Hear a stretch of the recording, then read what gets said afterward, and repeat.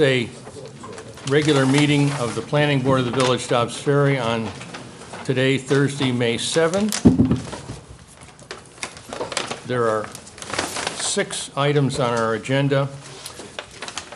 I just want to say, I said it was a regular meeting, but in many ways this is not a regular meeting. For the first time in 50 years, Ed Plotkin is not a member of the Planning Board when this meeting is being held. And for most of those years, as you know, he was the chair. And it's amazing, and I've had the privilege of sitting with him for many years, and I hope this board will carry on in Ed's spirit and tradition, and to make sure that some of Ed's habits continue, he gave me his gavel. So. The first item on our agenda are the minutes for the meeting of April 2. I have not seen minutes. I have not either. If anyone else has seen minutes, so we will pass that on to the next meeting. Item number 2 on the agenda is a public hearing for site plan recommendation of the Board of Trustees for proposed construction of a 4th floor addition and reorganization of existing units in the construction of property located at 100 Main Street. There must be a better way to say that, I would think. As many of you know, there was a site walk a couple of weeks ago at this property, and the members of the AHRB and the Planning Board had an opportunity to look at the site in that perspective, to talk to the person working with the owner, and there were ideas expressed that were of interest to both the HRB and the Planning Board, and I believe might be presented to us tonight. I'm going to move that we open the public hearing, but I think given that we're perhaps moving in a different direction, I would expect that we will then adjourn the public hearing to the future, to our next meeting. So. With that, Mr. Steinschneider. Let's take a motion. Take a motion to open the public hearing? Second. All in favor? Unanimous. Thank you, Darius. Patty Steinschneider here representing the owner of 100 Main Street, Mr. Leon Sutton. As the chair pointed out, we had a great site walk. I think it was very helpful. It was good to have us get the opportunity to talk with members of the Planning Board and the Architectural Review Board to get a better sense of what the concerns are and maybe a better direction. Maybe really quickly, what I'll do, this is the scheme that we looked at a while back, if I can get it down, where we basically created one large structure set back from the front building with a stair tower in between. And we presented that at the previous meeting, and we talked about it, and that was what we saw before we went on the site walk. The site walk has resulted in us taking a different direction, a different look, and my hope tonight is we can get some sense from the board of how they feel towards this idea. Basically, if I get up to kind of a same position, what we did is we kept a structure. It's not the same structure because the structure that's there we've had reevaluated for what it would take, and by the time you'd reconstruct that building you wouldn't have anything of it left. So I think still the best idea is if somebody wants to restore that and have it be a historic structure, we would move it. But what we've done as suggested at the meeting is we've taken the same form as disclosure. This ridge is 4 feet higher than the ridge of the existing. Which enables us to get the equivalent of 1.5 stories in that structure. And everything we've done here is assuming that we're keeping the parking underneath. But there's no mandate that we do that. So if the board, if we go through this presentation, the board said, you know what? Your initial submission was to have no parking on the site. Let's take another look at that and see what the ramifications of that are. It could make a difference. Now, what that difference is whether this gets dropped down. I'm not convinced at this point that that's necessary. It could add 2 additional units, and that would mean that more parking, more fees, and all that, but that can be talked about as we go further. kind of to just bring you around on it, if you're looking down Elm Street, you can see here's the eave of that building, which is about the same height of the ridge of the small shed that's across the street. The ridge of this comes in underneath the eave of Mr. Tilley's building. As we come down further on the street and we kind of take a look in the tower that we had before that was 2 stories high, that was in that corner, we've made that 1 story. So at this point, you're coming in and going up to the entrance to all 4 of the new units, as well as to if we do anything in the building, which is something that this board, we can talk about. Because I know there's an issue of concern that this front building only has 2 units in it, and while this building is all connected, there's no air-conditioned or heated space between the 2. And I believe that's being interpreted, that means it's 2 primary buildings on the same site, which would be, is being interpreted, again, I don't necessarily agree, but it's being interpreted, that means that this is a multi-building, multi-family complex. Although there's nothing in the code that says that you can't have 2 primary buildings on a site, and indeed in the business district, we have 6 sites that have 2 buildings on the same site. But as was pointed out to me, they were not approved since 1966. So they're, even though they're something that is common, they haven't been approved by a recent board. What we would do if it is feeling that we should be putting 2 additional units in the front building so that it's 4 flats, we would connect across on the walkway directly over and have the entrance come in from that. So all of the, the back building would be 4 units and the front building would be 4 units. We've done the middle structure, which I think Ayer was actually the one who kind of gave me a sketch. I think it can come down. I think we've drawn this roof form bigger and taller than it needs to be, so I think that's going to come down about 2 feet. But the idea was that in the center massing, that would be the piece that you would emphasize, in part because when you get down on the street, if you're down at eye level on the sidewalk, you're actually not really going to be seeing much of that building. So, the concern of it, I think there were emails that referred to it looming over Main Street.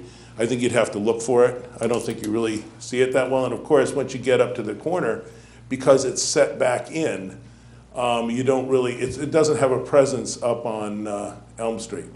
One other thing that we've done in all this is we have the shadows set on this, so we can look at this at any time of day. In fact, what we're able to do is right now, we're looking at the shadows on the June, basically on the equinox, on the summer solstice, looking up Elm Street. I'm going to try and get it so we can see the effect on the building across the street. So this is the shadow that you would get at 4 o'clock in the afternoon. We did 4 o'clock in the afternoon because that's when it's the most shadow you'll get and still have a shadow in the winter, because of course if we did 5, it's dark.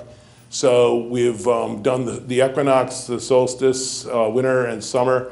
And if I go to here, we also did it without the addition. So we can kind of see as we go, what the differences between the 2 are. So this is, if we're going in September 20th at 4 o'clock in the afternoon. Let's see if I can get out a little bit further. You get the existing building casting a shadow on part of Mr. Tilley's building, but what we're proposing doesn't. That compares to without, which is basically the same.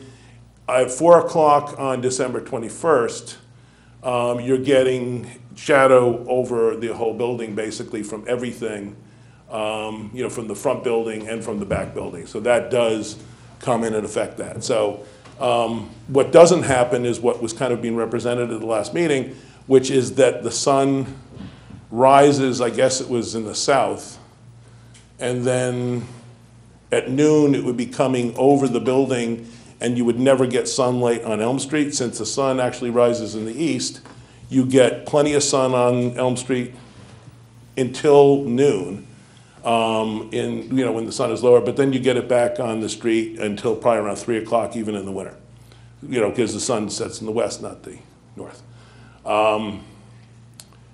I don't know if there's anything else you need me to show on this. I mean, if there's any view that you wanted to see. Just click on the next one. The next one, this one? Yep.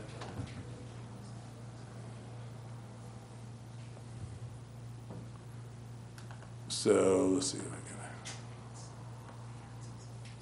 So what you're getting there is the shadow hits all across this, and what you'll get is this portion of the building will then be in shadow.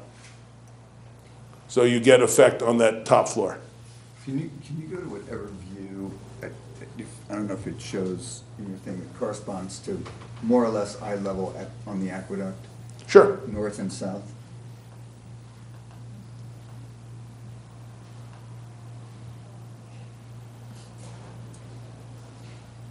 So if I were standing, and what do you want to be looking at the building, or do you want to be looking up the aqueduct more? No, that's, well, can you actually, I guess you can move the building out a little bit. So that's one. And Yeah, then what if what we're- is it like from the, looking at it from the north? If you go to the other side. You go, if you're closer, yeah. So eye Right, level. that would be about, Yeah. right, that's about in the parking lot, right? Right, Maybe a little bit, rotate it a little bit more this way, so you're a little bit more. which is this way. So you're more in the aqueduct? You're sort of. This way? No, the other way, yeah. And then if I kind of move over this way, I can kind of rotate it then. That's okay.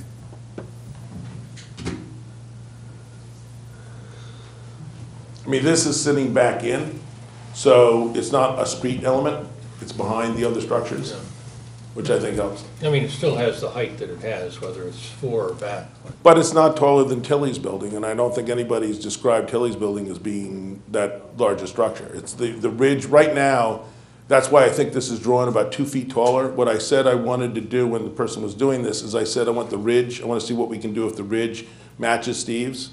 So I think they've actually made the top floor 2 feet taller to get that than it needs to be. If you just look, I mean, there are windows here, and we've got like 1.5 feet above the window before we get to the eave. That all can be shrunk out. Now, is there parking under that building?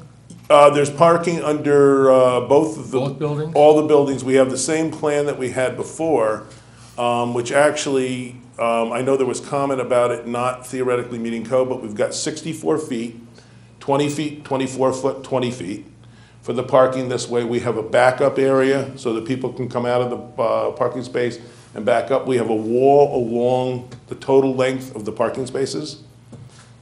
We could enclose this back area if somebody said, well, we need to do that to have the parking 7 feet from the property line instead of 10 feet. But parking garage structures don't have to be set off of the property line, so. So, so what are the implications again of putting the units underneath the building that's closest to the aqueduct? Would that enable you to make the biggest piece, the one in the middle, lower? You mean if we eliminated the parking? Right. If Well, we that's what, I want to understand what the, like, how many parking spaces do you, like, what are You the, eliminate all of the parking. If you drop even one of the buildings down, you're not. you don't gonna have park. room to maneuver? Right. And so there's literally no on-site parking? Right, and you could drop that down. I mean, what I would, at that point, I guess if you dropped this building down and left that building as is, because I mean, right now, that building's, it's about right. It's, as I said, it's 4 feet higher than the existing. It's not a large structure. I think if that dropped down this story, you'd have a very weird feel. It wouldn't be doing what it does now, which is setting up this relationship to Tilly's buildings. You'd come along, there'd be a very low building, and then you'd see his looking like they're taller. I don't think that was the goal. So if we left that building as it is and dropped that one down 1 story, at that point, maybe what we would do is add a, an apartment or a retail space where that parking space is. That's basically 26 feet by 42 feet, so it's big enough to, be a legitimate use. I was trying to figure out if there was a way to mitigate the height of Yeah. the middle Of the piece. middle. Right. By either, Right. by either putting some of the units in the front building, or, redeveloping the front building more. Although you have to explain to me again what the limitations are there. Well, we And- proposed Or that. using the space that's underneath the building that's up against the aqueduct. Right, the first proposal that we brought to the planning board had the front building being converted into 6 units with adding a story on top. We then had a building in the back with 6 units for a total of 12. We had no parking on site, and we had the back building being 3 stories, which is a little bit taller than what it is now. And when we presented that to the planning board encouraged us to leave the front building as it is and to put the emphasis in what we were going to do in the back building with a reduction in the number of units, and we did that. So we cut it from 12 to either 6 or 8, depending on what we do with the front building. Well, I guess I don't understand, I don't know the plan of the existing building. It's 2 duplexes. And so how many units could, without adding to the height of it, can We it, could break the existing building into 4 instead of 2. right?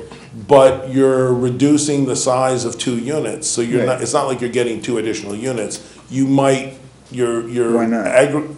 your aggregate will be 4 rents that are less, which might still equal, it might equal slightly more than the 2, I don't know. But it's not, it wouldn't give you enough that you'd then start eliminating other units. You've got 2 nice duplex 3-bedroom units, you'd end up with 2 1.5 bedroom units. You're not gonna get the same rent for a 1.5 bedroom unit as you do for a 3.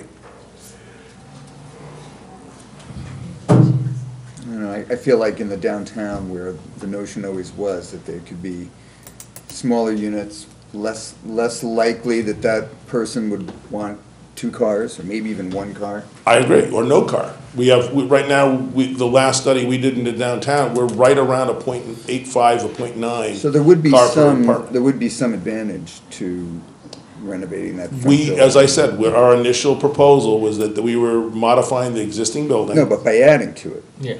I'm talking about within the existing envelope. Right, we could break the 2 into 4. And we can look at what that does in terms of other stuff. I mean, is it the top floor that is it that component of it?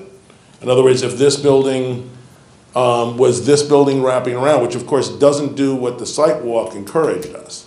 The encouragement on the site walk was to come up with the idea that we had a series of independent structures that were, tightly packed together, so that you'd have that variety. I guess there's no reason that we can't make 2 almost the same size buildings and just clad them different. Yeah, So I there's mean, some difference. You're inventive, so I'm sure you could come up with something that looks different. It could, but I don't like it when it's synthetic or artificial. So if I've got a building that's got a different roof line, it's taller, it's gonna be a much stronger statement and it's gonna work better. Obviously we can look at that, but again, if we look at the height of this building and we're, comparing one to the other, and we're looking at what the impacts are from, say, here you are on Elm Street, walking down Elm Street, that middle building is not, you can't see it really on Main Street. It doesn't have a strong presence here. I think we're exaggerating the visibility as we walk north because, of course, we're showing 3 token trees. The reality is that whole strip is, it's not anywhere near as visible as this. So, and those are things that we could always take a look at. We do have 5 feet that even though we're not required to, we've set back 5 feet on the side here. So if we wanted to add, some kind of planting along there, we could. We don't have a lot of room, but we'd probably be able to do something. And where do you stand with this, in your mind, the process of showing this to the AHRB? We've been to the AHRB. With this, Not with this one. That's what I'm asking with I this was one. in Dallas where everybody was supposed to be last week. Some people didn't come. So we've basically had 2 or 3 days on this. you know, I'm just asking what your intent is. Yeah, we're going on Monday Whatever night. we say tonight, your intention is to take this to the We're AHRB. already on the agenda for Monday night's meeting of the Architectural Review Board, and we'll continue the discussion there with them as well. That'll be interesting. Trustee Cassell, I was unfortunately had to miss the traffic event that you had. Or was that coming up? It's coming up. That's coming coming up. up. Because, parking is what I Yeah. really mean.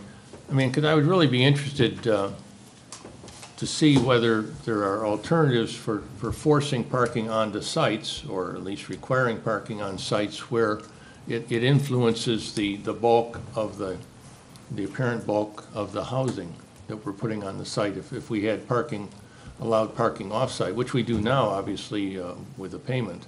But if there was something more material in the offing, it would be helpful. Yeah, well, that's what that meeting's about, to Right. kind of brainstorm, to see what other alternatives are Yeah. out there.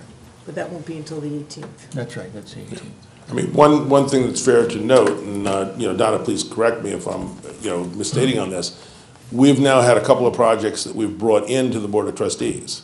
And as much as those conditions are included in the code, I think it's fair to say that we've had to make a strong argument to be able to use the pilot. It's not like, oh, you need this many spaces, we give them to you. We have to come in, make a presentation, there's deliberation on it, and there's at least one trustee who has said he's not in favor of voting for anything that requires the use of the pilot. So it's, maybe that meeting on the 18th will help some of that. But I don't know, I'd love to believe that we're close to resolution on that, but I've been talking about the parking since the early 80s, and nothing's quite happened yet, so we'll see. But it is interesting because it does have a big influence on Enormous. projects, particularly in the downtown area, so. Yeah, well, when we first came in, we had a shorter building, 3 stories tall, with no parking on the site. And we got a reaction from this board saying, mistake, we're only going to approve a project that has the required parking on site. We were required 6 spaces, so we took that as our justification to reduce our density from the 12 we were asking for to the 6 that we could provide the parking spaces for, and we've shown 6 parking spaces on the site. We also have 6 or 8 or something like that, parking spaces on the curb, which are permitted, if Dwight corrects me, that's fine. It's the discretion of the boards whether they want to consider that parking into the parking count. It's no as of right or automatic that we're permitted to have it. Well, I certainly won't go so far as to say the board is evolving, but I think from speaking for myself, I'm open to looking at alternatives that don't require parking on site. If it in a way helps the look of the building and the bulk of the building. As am I. I'm open, So- you know, whatever, you know, we had an idea, I thought it was a good one. We got a lot of pushback, we changed our idea because of what we were told. We've now looked at the idea of having parking on the site, and we have no reason that we wouldn't be willing to reconsider, of course. Because it's not an easy site to park on in the first place, so I mean, those 6 parking spaces are perfectly good, you know, there's nothing rare or odd or anything about them. They're 64 feet, we've got a lot of parking in town that is nowhere near what this is. This meets all of the codes, all the requirements. Other comments by board members? Yeah, I mean, I think you interpreted correctly what I thought was expressed in site walkthrough on the one building, which is in the place of the barn, but the other one comes as a total surprise to me. I thought you were going to accommodate 4 units in the one, we'll call it the barn building, and then 4 when you make the turn, and I didn't expect a 3-story structure there Right. with no legs. You know. These are small units. I mean, what we've got right now, our gross area is a little bit under 800 square feet. So per unit. So you're probably netting out around a 700 square foot unit. There's nowhere near, I mean, the existing building, or the part that's in where the existing barn is, that's 2 first floors that are about 400 square foot each, and a upstairs loft area under the roof line that you're getting your bedrooms. So that whole structure, what's the floor plate? 26 feet by 42. That's the whole plate. The entrance ways and all, the walkways and all that stuff too. And also the stair, does that need to be an enclosed other structure? I mean, it seems like there are 5 buildings that were brought here. Again, and, you know, let's remember that in addition to the planning board, we were lucky enough to have architectural and historic review board members there. We had a lot of conversation with Michael and Ayer. Ayer particularly was pushing, he actually did sketches showing what he thought it should be, and the idea was you had the little Campidoglio of the stairs that's giving you this intimate scale, and it's breaking all this other stuff down, and you notice how small it is from the street. Obviously, you could have an open staircase going up to it. I did do that at 2426, and there are drawbacks to open staircases. Snow, rain, all those kinds of things. I saw some great ones down in Dallas. If you put it in the building, you'd have to have hallways. And we have no hallways. We've basically used a single 5-foot wide exterior walkway that's covered that gets you to the 4 units. So it's a very it's an agile way of kind of doing things with a smaller scale. So there are 2 units in the, called the barn building. And Right. And 2 units in the middle building. That footprint is smaller. That footprint, I think, is 30 by 21. So we've got a first floor that's just over 600 square feet, 1 bedroom. And then the second floor, we have the same, except we've had the staircase that goes up to it, because those aren't duplexes, and it just didn't work with duplexes. You just got too small. So you go up to the second floor, and then you've got your bedroom up under the roof. I mean, again, whether the roof line is the right one, if that needs to come down, I mean, that can work. Obviously, since we got the first floor to work as a 1-bedroom, maybe the second floor is a 1-bedroom, and you don't have the roof. I'd still do a pitched roof on it. But you'll have some height there, but you wouldn't necessarily have to be that much higher than the other building. You wouldn't be higher than the front building then. But because of the topography, I don't think we're limited to the height of the front building either. You know, it's like, I guess you can do it if you're in fly around the world's, mode, but if you're actually thinking in terms of where you are coming down a sidewalk, again, I'll use this complex as an example. I walk down there daily. I don't come down and have this feeling there's this looming structure that's twice the height of the building in front of it, and that's new. We understand that some of what was added here, some of what is done here is original structures, but that one structure was either substantially rebuilt or it's new. So that is the largest piece of it, and that is larger than what we've proposed. So if it doesn't cause a problem on this side of the street, I don't see it doing much of a problem on the other side. What's the setback of the building that's on the aqueduct? from- That's like 1.5 feet, I think. We originally had 5 feet there. We also showed a plan, I think at the last meeting, where we moved everything forward so that, because the message we had gotten, I guess it was 3 meetings ago, is maybe we should be looking at giving that 10 feet. And so we gave a plan showing that moved over 10 feet. That still, that compacts the site more, so you don't get the variety, you don't break it up as much. You also, I don't think you get anything for doing that. You just get the ability to see the cars better. And I think you actually, when we were on the sidewalk, you had a poetic interpretation of how the existing building. I wasn't there. Oh, That was then on when the we sidewalk. talked about it, you said, Maybe. about the way that Tilly's building sets up, or this building sets up the kind of relationship into Tilly's building across the street. So, that necessitates having that edge and that eave, so you get the feeling of those 2 buildings on either side of the street having a relationship. But the difference, I think, is that Tilly's little barn there is about, set back about 15 feet or something from the. It's on the aqueduct. It's really on the aqueduct? Yeah. There's no space? No. How much space do you have? There's probably 2 feet, 3 feet from the property line, there's a 3-foot area way. Okay, Okay. but not 15.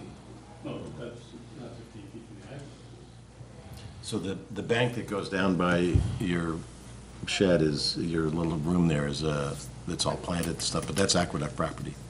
We garden it, Uh-huh. it's $1 a year to the Okay, New York State. okay.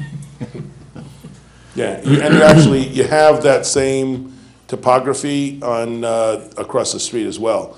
You come along, I mean, we haven't spent a lot of time trying to do this. This is not, we just kind of show the inflection, but if you go over there, you're standing on the aqueduct and there's a substantial drop down to the top of the wall. And that's still the aqueduct property, and then you get this property.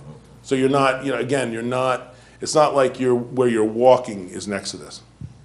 The reason I asked is because it's, the closeness is relative to the size, you know, it can get bigger as it goes farther away, so.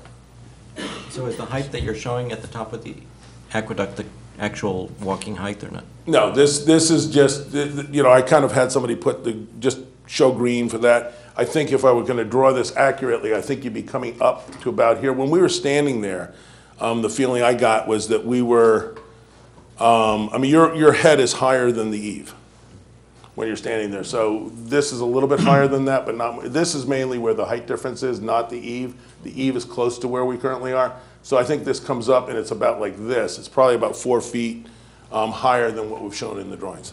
We can be, you know, as we did at 6668, we did an accurate section from Main Street all the way through the property to the far side of the aqueduct so we could really see what that topography is, and you know, we can certainly do that. Any other comments at this point? I mean, we appreciate your coming in with something that reflects the conversation that we had during the site walk. I'll be interested in the guidance and advice from and reaction from the Architectural and Historic Review Board, and unless there's other comments at this point, I would move we adjourn this public hearing until the June meeting. Yes. Can we make comments? Yeah. If I can just do one thing Yeah. first before, there's been question and discussion about variances being required. Right now, my opinion and the opinion of the attorney working on this project is that right now we would not have standing because the powers that the planning board and the board of trustees have, and this is actually, I should be looking at Darius when I'm saying this because he's the one that understands it, not me, that because the planning board and the board of trustees have the power to modify waivers provided that we can comply, which we can. We can put 2 additional units in that front building and then it's more than, you know, it's a 3 or more building. As long as that can be handled by modifications and waivers, we can't go to the zoning board and get a variance. Same thing for parking, same thing for all of those, unless the planning board said, we're not going to modify. We're going to, you know, here, we like this, we're not gonna take an opinion on that, you're gonna need to go to the zoning board to get that piece of it done. That's what would qualify us to be able to have standing before the zoning board. They would have to say they were not gonna use their powers in this, and board of trustees as well. Let me give you that in writing. Are you looking for a response? I was thinking we might get one. Maybe not today. You'll take it under advisement? We'll discuss it and let you know. Okay, thank you. Yeah, comment from Mr. Tilley and others if they wish. Thanks.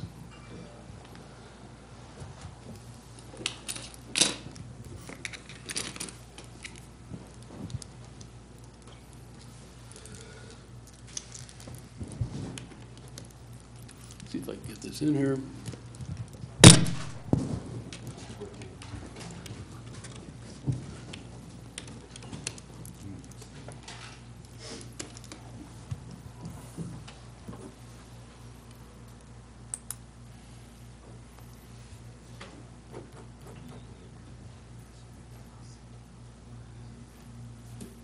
Somebody can help me with, Did you put in a USB stick or something? yeah, it's a USB.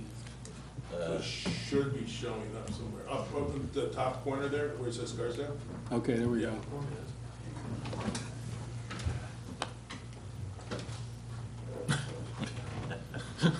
Is that what we proposed? That's a part of it, yeah. I like it. That's a new parking plan.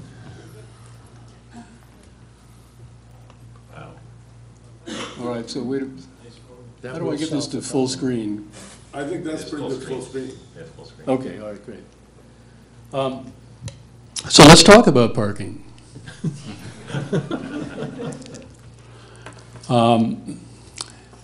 Things have changed in the last couple of years around here.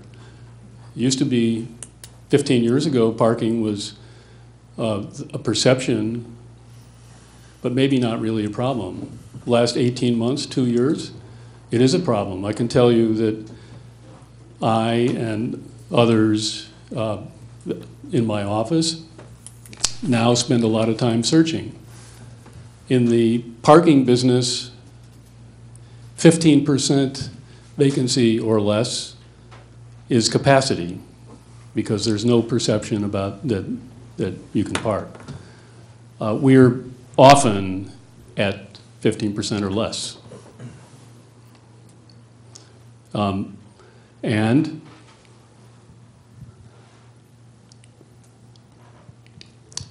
we really don't have, we're going to be talking about management on Monday, but we really don't have another alternative at hand anywhere soon. Manna from heaven. So we're coasting along.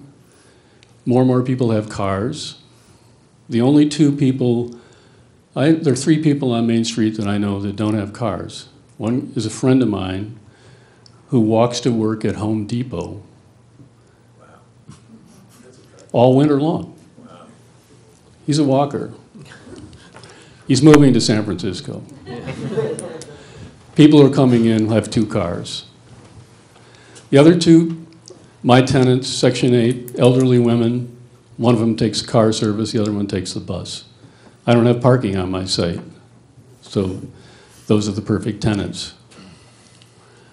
I do intensification projects in the city and out here in the suburbs. In the city, in the outer boroughs, we need to park 1 car per unit on site. I'm sorry people need cars in the outer boroughs. They need cars even more. We're dependent on cars to go to the hairdresser in Hastings, to go to DeChico's, to go to the vet. Lots of folks on Main Street, millennials, have 2 cars. I see them wiping off both their cars in the lot in the winter.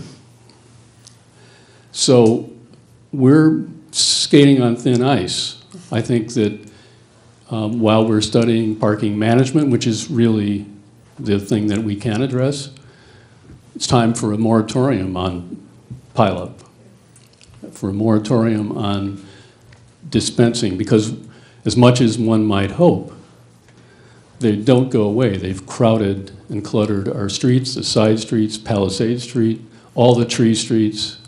There now are maybe 20 minutes of searching, so that someone had to drive their car down to my driveway the other night to park. So it's, I believe intensification. When I'm doing work in the suburbs, we're doing projects right now where getting meaningful numbers of units and parking more than 1 car per unit, because that's what you really need to do. Our 1.25, or 1 for unit plus 2.25 for each additional bedroom, was aggressive. When we set that limit, we reduced the previous requirement, and it was aggressive. And being cavalier about it is irresponsible. It's doing harm to the quality of life, to the businesses. It's exacerbating the condition on which businesses have a tough time surviving. And the retail space which is the hardest to lease, is having trouble. Look, I live on Elm Street, at least a great part of my life. And this is what it's looking like. It's jammed. And 100 Main, 4 cars, 2 apartments. They're there most of the time. May 5th, April 24th, 5 cars. So what's going to happen to those cars and those tenants when you add units? I'm sorry I wasn't there for the walkthrough. This is rearranging the deck chairs on the proverbial Titanic. The inserting this mass and the concomitant requirement to send some cars somewhere else. It's really not about, you know, the mass.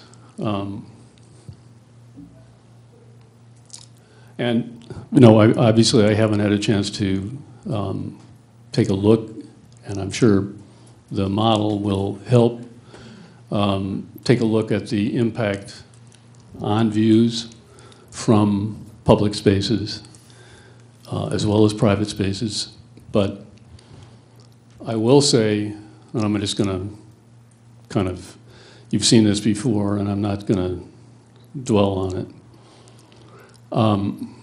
And I do think that the barn is actually in much better shape than my barn was in. It's got really terrific late 19th century Douglas fir from virgin Doug fir, and it's clear. It's got an innovative structure, actually. It's really solid. It needs a lot of loving care, and to take its place in the village, I think it would be a contributing structure in an historic district, which really what should happen in our downtown as recommended in the vision plan a few years ago, because we do have a lot of surviving structures that impart character to our lives and cluster, as I said, along the aqueduct, along the Old Croton Aqueduct. So this barn, I believe, with some dormers, it actually has a lot more headroom on the upper level than my barn had, which is why I had to raise the roof. So it's a fine candidate, relatively, I know it would take an investment, obviously, but it's really perfectly viable, and I think could be an opportunity for us to maintain that character and also minimally increase density at the right scale without overwhelming the site and the context. So thanks very much. Thank you. Are there others that wish to speak on this issue tonight? As I said, this is going to be continued at the next meeting, and I suspect other meetings, but we'd welcome. I just have a question. Can I just follow up once?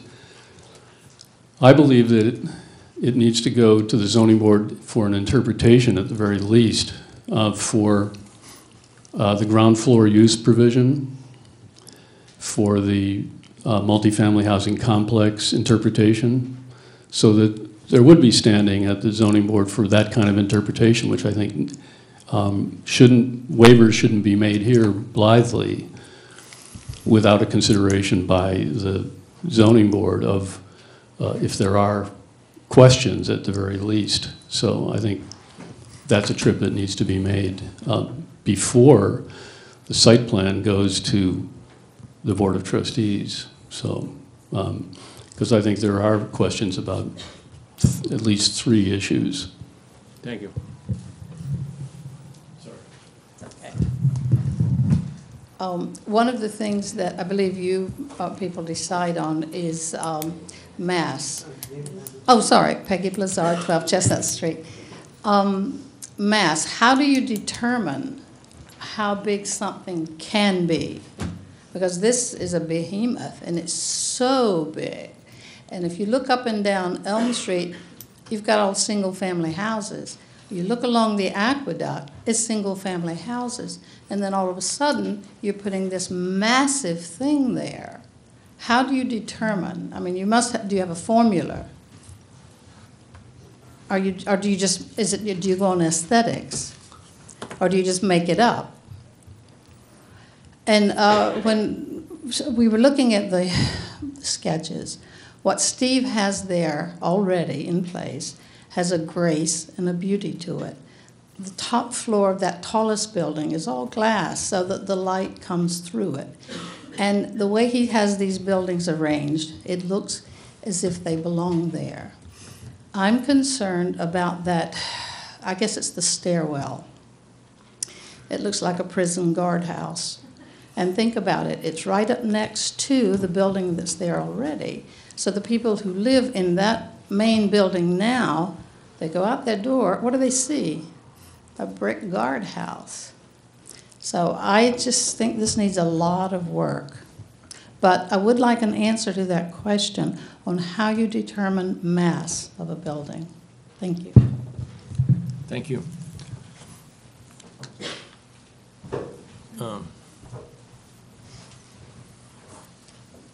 Before I get another coughing attack, I wanted to come up. Annalisa Corrales, 12 Livingston Avenue. First of all, I agree with Mr. Tilley's comment about parking. It's a concern that we've expressed in the past, and I continue to reiterate my concern about parking. At his building, the fact that they have people that work there during the day doesn't require each person that works there to have 2 parking spots taken up in Dobbs Ferry. When you're talking about housing, then increasing the density and trying to match the building across the street, it's apples and oranges. When you're increasing the density of a housing building, you're increasing the number of parking spots, obviously, that are needed or that realistically will be used. And I agree, we are at capacity in Dobbs Ferry. In fact, I've heard that the parking permits are oversold this year, and it's going to be a problem. That's at the waterfront. I'm sorry? Parking permits at the waterfront. At the waterfront? Okay. So I just don't know, though, if that's the case, will that mean that people who can't park at the waterfront will then overflow into Main Street and then thereby exacerbate this parking problem we're talking about? The other issue is, I just want to respond to the comment that, well, Mr. Tilley's building is so high and our new building is not that high, and therefore it should be fine and it should match it. If we built everything in this town according to what is permitted, we would have the most dense town. I mean, you can't fill in every available space just because it's permitted. I think you have to look at the vision plan and the LWRP, which require you look at preserving views and in fact, enhancing views where you can. And we haven't done that in this town. We only block them. And I think that we have to look very carefully at those views that were shown in Mr. Tilley's photographs of the Palisade Cliffs. Just because a building on the other side of the street is high doesn't mean we should fill in every open space. And I would urge you to think about that, about the density, about why do we need to add that building in the middle?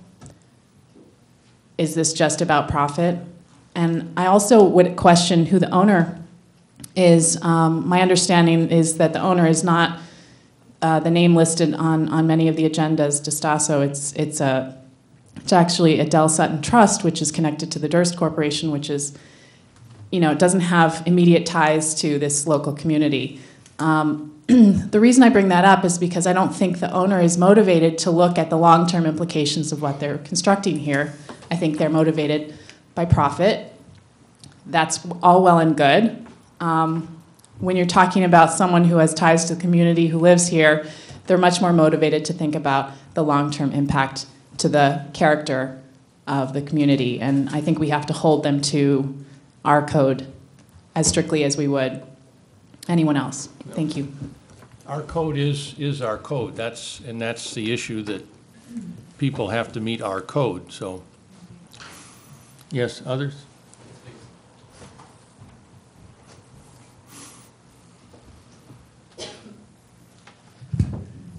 My name is Jacques Boulanger. I'm actually a resident at 100 Main Street. And I was an observer at the last visit. I didn't expect it was not announced, but there was a visit from your board, I believe, a couple of weeks ago. And I observed and listened as much as I could. It was all news to me. And I wanted to share a few observations. It was quite impressive presentation. Chat my head on that. I was surprised that most of it was about the shadow on Elm Street, but didn't have any consideration on the existing building, nor on Mr. J. Lee's property. It seems like these are also people, neighbor, that have been used to live there, and it's again about intensity, and it's also considering everybody around. So there is the trail, that's one thing, but to the south, I believe it's south, there's people living there. Their lot is very shallow, so I'm sure that there'd be more shadows even going into the next property over and the existing property there. So I was just curious why there was no mention of that in this presentation. I also noticed, is it possible to ask a question to the presenter, or it's not appropriate? No, okay. Excuse me? After the meeting. After the meeting, okay. As I was there at the visit, I listened and heard that the current barn was actually infringing on the property of the aqueduct. And I'm hearing tonight that actually he might recess, the building might be recessed by some feet from the aqueduct, which seems that with the building even being bigger, it will further reduce the parking lot, which just about fit 4 cars right now, which is the minimum for 3 cars for the existing structure there at 100 Main Street. I also heard tonight that these are 3-bedroom units, but they're actually 2-bedroom units.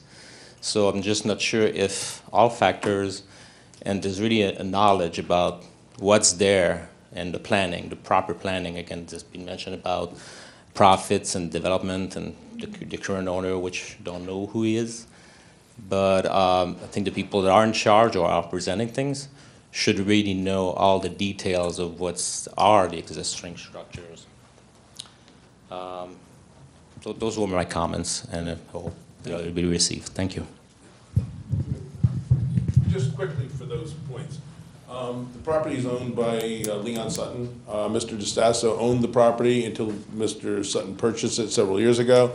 I don't think any documents that we've submitted have DeStasso on them, with the exception, I don't know, I'd have to look at the survey, but all of our drawings have identified Mr. Sutton. Regarding the Where, is Mr. Sutton a local resident? No, he lives in Riverdale. And he is a major real estate investor, and that's how he makes his living, and he does quite well at it. Regarding the shadows that we'll cast on Mr. J, we're the building to the north. So the reason we're focused on the street is that's where we're going to have the greatest impact. We will have a huge impact on the 2 apartments that are in the existing building. There's no doubt about that. What we had before was we pulled the building off from that so we would still get the light. What's being considered tonight is the idea of changing our original design so that we put more of the mass into the center. That's why we're showing these alternatives. Thank you. Yes.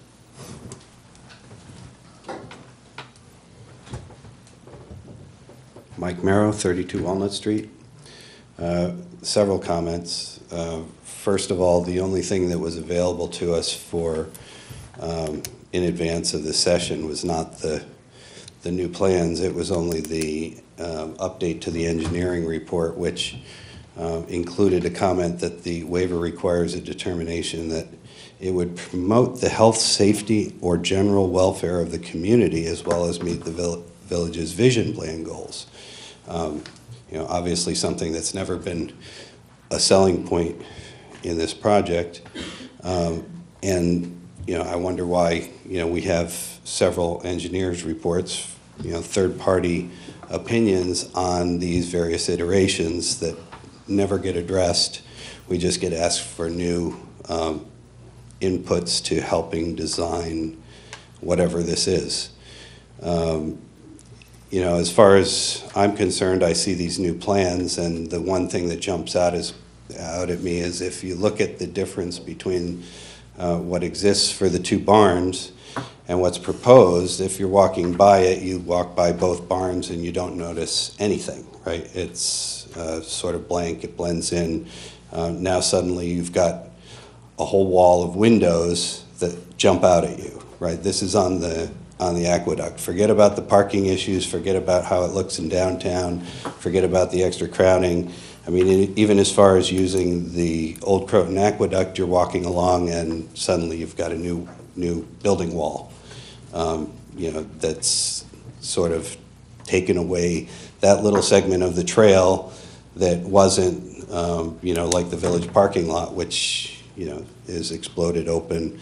You know, the other parking lot that's just past it, right? There's the sort of commercial part of the trail between the segments where you actually walk on dirt through the woods and have a little bit of peace. I had heard that there was some mention of a moratorium on, or potential moratorium on building on the Old Croton Aqueduct. You know, maybe it's a hypothetical question, but I wonder what the status of that was.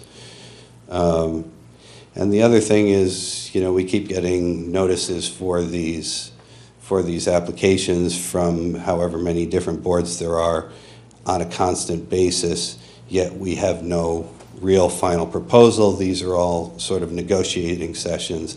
How long is the public supposed to be tortured in participating in the negotiating sessions before knowing that we actually have to show up to complain about something that's being asked for final approval? As often as we do. Well, you know. We're public too, and I understand that, you know, but if we're talking about making the process more streamlined and efficient for builders to get things done, realistically, it's also got to be a little more convenient for the public to be able to watch what's getting done, right? It's hard to have input when, you know, supposedly we're not supposed to be on these boards. We shouldn't have to show up to every single one to find out what's in it, right? I shouldn't have to find out that this is the only piece of information on a proposal for tonight. well, I mean, as we you- would have no idea whether it's... As you may have heard, the board did not receive this either. This was something that was coming tonight, coming out of the site visit that was being presented by we had not seen this prior to seeing it this evening also. I understand that. I'm not saying anything about this board, but the process could About be... somebody. The process could be improved such that you actually had to submit what you were asking for approval prior to the session, right? Because otherwise, everybody has to show up to every session, and it's just a function of who's willing to stand the pain longer, right? And I don't think that's what the process is supposed to do, right? It's supposed to provide a fair forum, not a you know, duration, you know, an endurance contest, right? And to some extent, this is sort of morphing into that because we really don't have a final proposal. We've been, you know, negotiating over months, over different sessions, even with different boards, right? And yet, going back to the first question, we still haven't answered some of the fundamental questions of why we're arguing over this. Because what does it do for us? Right? That should be one of the first standards that we're looking at. What's the benefit to the community? Right? If we're going to do something that gives up the aqueduct, it gives up the space, it requires whatever the variance is, variance to common sense even, you know, why would we do that? Nobody is really getting to that point And I don't know if that's because it's not enforced, it's not convenient, it can be deferred for however many meetings, but, you know, this is kind of painful, right? We've got better things to sort of worry about, right, than planning it out for somebody who wants to see how much money they can get away with making off of Dobbs Ferry, right? That's what I think it really comes down to. And we're enabling that instead of just asking the fundamental question of, you know, what should be there and why. We have a building code and zoning codes, and people have the right to bring in projects that meet those codes, and it's up to us to make judgments. But we can't be arbitrary about what we approve and disapprove. If they meet the codes, then we have to work with them in that regard. Right.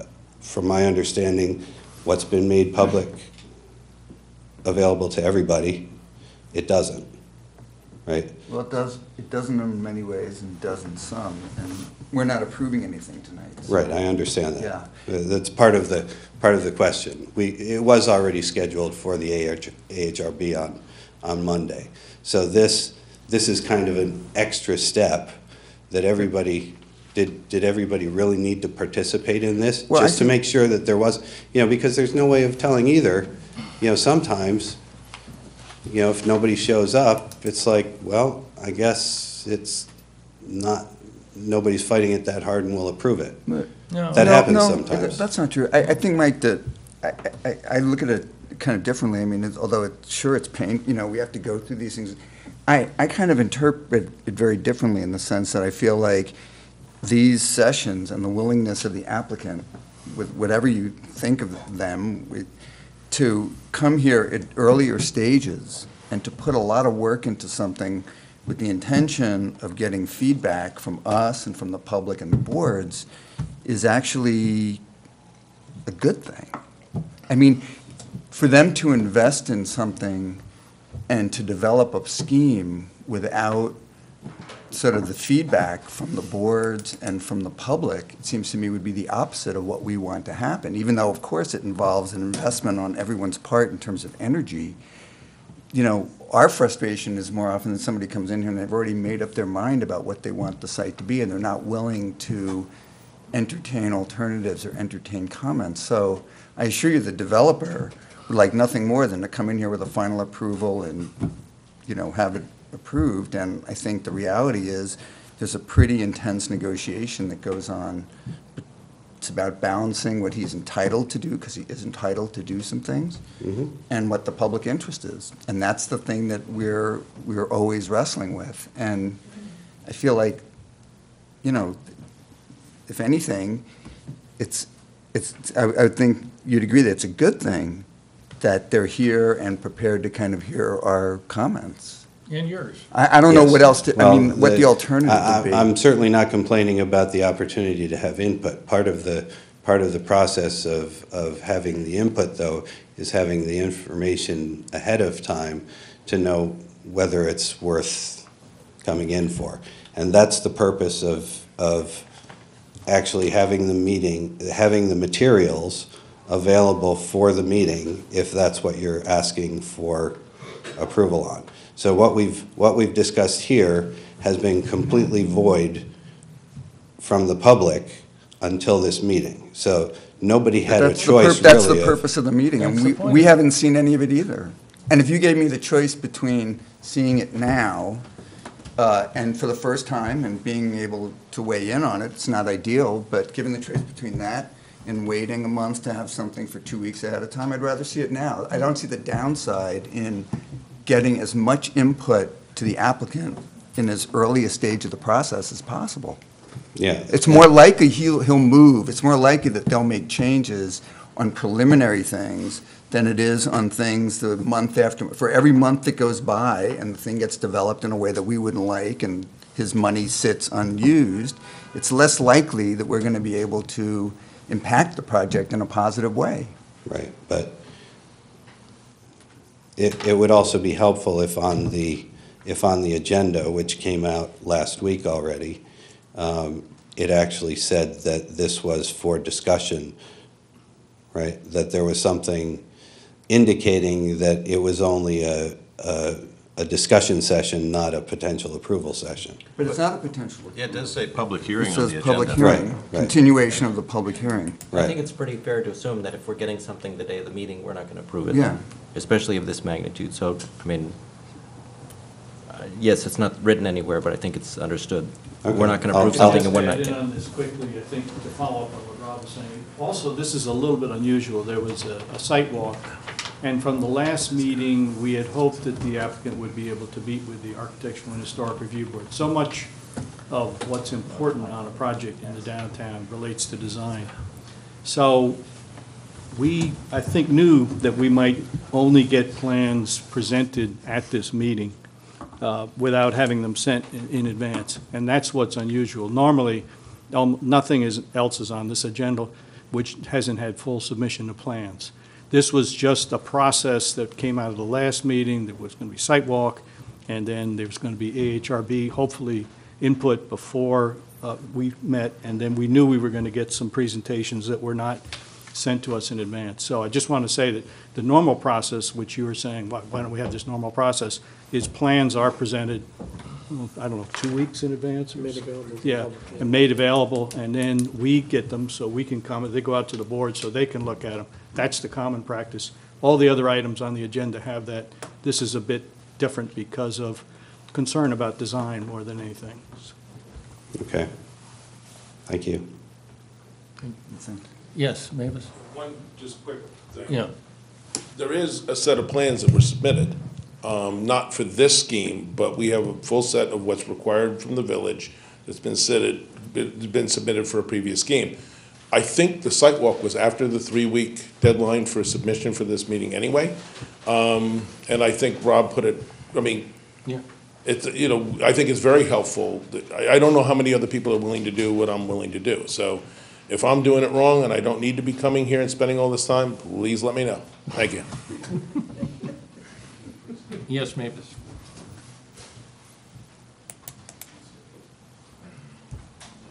Good evening, Mavis Kane, South Lawn Avenue. You know, we have all been heartened by the idea of a moratorium of building on the aqueduct. And I think in your hearts, you all would kind of like that to happen. We need some advice on how to make it happen because you're my neighbors. I know you really would like to save that old shed. You'd like the lovely experience of walking along the aqueduct and seeing this beautiful old building. I used to love seeing the pigeons.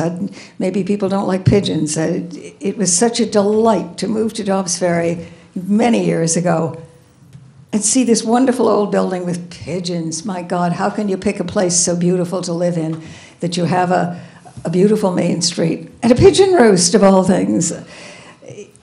I just appeal to you to, I know as Mr. Hunter says, the code is there and the code permits you to do things.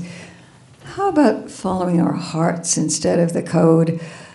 We all love the aqueduct. I know you do. I see you on it.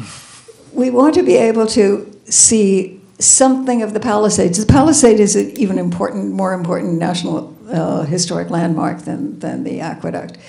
But these are things we should be treasuring. This glimpse of the Palisades, the glimpse of the river. We're a river town. But my point is, stop making the code a protection. Let's try to follow our instincts to have a moratorium. Give us some time to think about it. Give us some time to gather together our forces and do something to protect what we all treasure. I know you treasure it. Maybe some of us treasure it more than others. I don't live terribly near this part of it. But please try to look at it that way. Thank you. As you know, this board passed a recommendation to the trustees to institute a moratorium. So it is or will be on for their consideration at some point in the future. I guess I'd like to hear what others think about this idea of this being deferred to zoning to get clarification about this complex, you know, the multifamily issue and some of these other open items. Because I think, you know, Patty pointed out the waiver thing, I think, for me, that's been an ongoing concern. What is our sort of directive here? What are the lines that we're crossing or not crossing? Well, I would defer to council. I think it's things, Dwight and George and I have spoken about it with Brian. We need to sit down and see what you want to do, what your plan is, so we can know what is legal and what isn't. And if the plan is to have the barn in the back with parking underneath, and if that's what you would rather see, whether it's a middle building or not, we need to know before we can opine of whether something is legal and whether they need a variance. We don't know that yet, so I think this is a good. Wasn't it, I'm sorry. But the developer has to make its plan, what they want to do, before we can opine. If it changes because you guys want something different, then it may start over again. I think that's what these sessions are about, so they can get a feeling of what they think you want. I guess I'm not clear, I'm sorry, between, let's say, parking within the 10 feet, is that strictly something that can be waived at the planning board level? There are waiver provisions. Okay, and so that's presumably clear. I mean, this is not a Well, parking I don't want to structure. opine it specifically that the 10-foot parking could be waived. There are waiver provisions in the code. We'll have to look at it in more detail. Okay, and then the multifamily two-building issue. Of whether it's, I think the issue with that is that you have two in the front, if I remember. Two units are currently in the front building. It's an existing structure. If we convert that into 4 units, then it's it's 3 or more, which this interpretation that we are a multifamily complex, which I think that's a stretch, actually. I think what we are is we're buildings in the downtown, we're not a multifamily complex. Recollection, even if it was, I think it's a special permit in the downtown zone. It would be a special permit if we were proposing a multifamily complex. Right. Which It's we're not. illegal. So we need to know what you're doing first. We know what your plan we're doing. is. We're trying to accommodate a board. If- No. I know you came in with the initial plan with all the plans. We had 6 in the Okay, front, and 6 in the back. there's been a revision based on the site walk, or at least you're discussing a revision. 2 revisions based on comments from the neighbors and comments from the board. We've moved the building, we've changed different things, we've reduced the number of units, we cut it in Right, half. right. So we're now to where we have 2 units, the existing 2 units in the front building. We have no hesitation to say that that's 4 units. And if that 4 units obviates any issue with the zoning board, then we're fine. Once we know your final, what you want to submit to the planning board, we'll give an opinion about. We've what made they a need. submission. I know We've you made a have. submission and. Are you going with your first submission? The submission was made, and the board and this board, or the village council, can certainly base all of the comments that were made about zoning on those documents. All right, we can do that. Doesn't need We'll do anything that. else. It's, obviously, one of the challenges, as council knows better than I, is if we get to the zoning board, and the zoning board says, is there a way that you could obviate the need for the variance? I don't think I can get a variance. What we'll do is we'll write an opinion to you.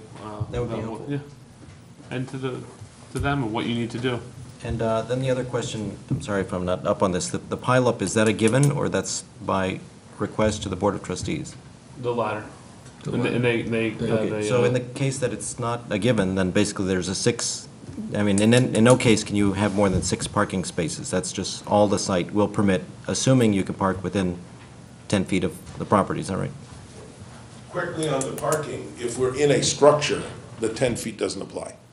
So it's only if it's an open parking lot that we have to have the 10 feet. Okay, so the So- six parking spaces then is what the site accommodates, you know the details of it. So, given that, and given that you have either 4 one-bedrooms or 2 two-bedrooms, or 3 bedrooms in the We're front. proposing 3 two-bedrooms, 1 one-bedroom, and it sounds like tonight, if we do something with that roof on the middle building, it maybe becomes 2 twos and 2 ones. I'm sorry, so if there are 6 parking spaces, and starting from that, We have adequate parking for that number of apartments. If we add 2 units to the front building, now we have 8. We're 2 parking spaces shy of a 100% as of right. But the village has both the powers, the opportunity, and the precedent to allow for a combination of either pileups or the use of on-street parking. The new code that was adopted on September 28th, 2010, was not a haphazardly, quickly drawn-up code. Had a tremendous amount of deliberation. I think one of the efforts in that was to reduce the sense that we wanted to have as much parking as we could get in the downtown. So I remember some people on this board who did an excellent job making that presentation. It wasn't my presentation. I had nothing to do with that. But I agree with them. So we're where we're at with what those requirements are. For us to have adopted those provisions and then say we're not going to use them, I'm confused. It doesn't make sense. Maybe I'm not understanding. So 6 parking spaces. We have 6 on-site parking spaces, which is the number of parking spaces required for 6 apartments. Okay. No variance. You have 2 in front, or you would not make any change to the front building? We, right now, are saying leave the front building as it is, Okay. build 4 apartments, we have 6 units. 4 apartments. So that's what's as of right, is to build 4 apartments, would you say? If we have 6 on-site parking spaces and the planning board were to decree, we only want you, which they did say, we only want to have as many parking spaces as many apartments as you have parking spaces for, then we're at the right balance. 4 one-bedroom apartments. Is that right? 2 two-bedroom. Yes, in the front. I'm talking about. No. In what we're proposing, 2 two-bedrooms and 2 one-bedrooms if we eliminate that top floor in the middle building. Okay. Otherwise, that's a 2-bedroom as well. It'd be 3 two-bedrooms and 1 one-bedroom. Thank you. Yes, final comment?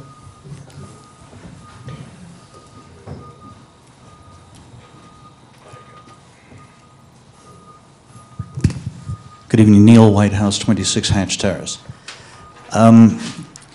It's a very interesting listening to the process, because the process always seems to be very similar, that what is initially proposed is something that is outside that which is 100% as of right, if you like, because there are variances and things that would be required. I don't believe that anything on this particular project so far that's been presented is something that could be approved as of right without any variances. So my first question would be, what could be built here in the technical argument as of right without any variances? The second thing is that strongly support the idea of a moratorium.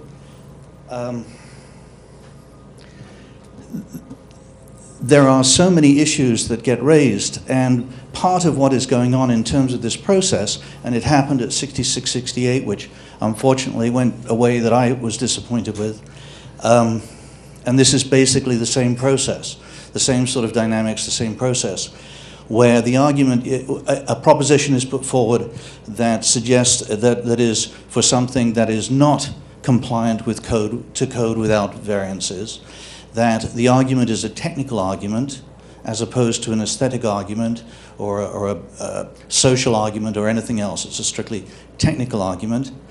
And the strategy is you propose something that is way outside the scope, and then you negotiate it down to something that is still outside the scope, or pushing the very limits of the very technical limits that are possible. And that seems to be sort of a reasonable compromise, and the board is always concerned about the possibility of getting sued, and so there is a caution that it tends to lean towards approving that which is theoretically, technically compliant in some way. I think this is just it's the process that we've got into, it's the pattern that we're in, and I think that we should be very cautious of this, and I think that until we can get this sort of thing rethought in a fundamental way, I think a moratorium is a wonderful recommendation, and I heartily thank you for it and hope that it's approved. Thank you. Thank you. The board will, with your consent, continue this public hearing to the next meeting. Do I need a motion on that? Yes, I do. I move. Second. All in favor? Aye. So we can do it all again next time, Mr. Merrill.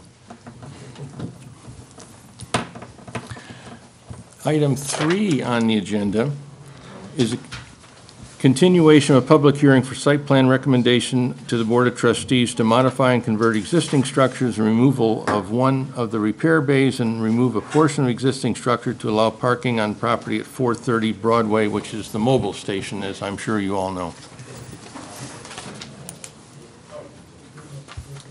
Good evening, Mr. Chair, members of the board. My name is Jonathan Kraut. I'm a partner in the law firm of Harfness, Kraut, and Pearlstein. We represent the applicant, CPD Energy. This evening, Mark Petraro from JMC Consulting, our traffic and site plan engineers are here, as well as Scott Parker and Jillian Martin, who are representatives of the owner of the property. I think that the board's very familiar with this application, although I have not appeared on it before. My associate, Leo, has. And at the outset, I would say we appreciate the board's time and guidance in reviewing it, and the consultants working for the municipality as well. I think that we've made some significant changes resulting in the plan that's before you this evening, and the changes to the plan were in response to a variety of comments from this board as well as others. The most significant change to the site plan was to modify the access point, and what I'd like to do is just briefly go through an outline of what the changes were that brought us to this plan, and then I can put up a few slides that I think provide the visual that backs up what I'm saying, and then, of course, we can answer any questions. We modified the access point with the diner property to the north to be in the northeast corner of the property rather than the northwest, which would have been closest to the Walgreens building. The changes in the plan allowed for the opportunity for one additional parking space, which allowed us to provide 7 rather than the 6 that were required. We did receive the May 1st letter from Mazer Consulting, which provided comments to this board, and the sum and substance of it speaks for itself, but they indicated that based upon their review of the information, we find that the responses and plans have addressed our previous comments and recommendations. And I think that throughout the process has been a discussion of some conditions which the applicant finds acceptable and which the consultants had recommended, and I think that's incorporated into their recommendation. One of those conditions is the applicant is willing to accept a condition requiring future monitoring and potential revisions to the curb cut for ingress and egress onto Ashford.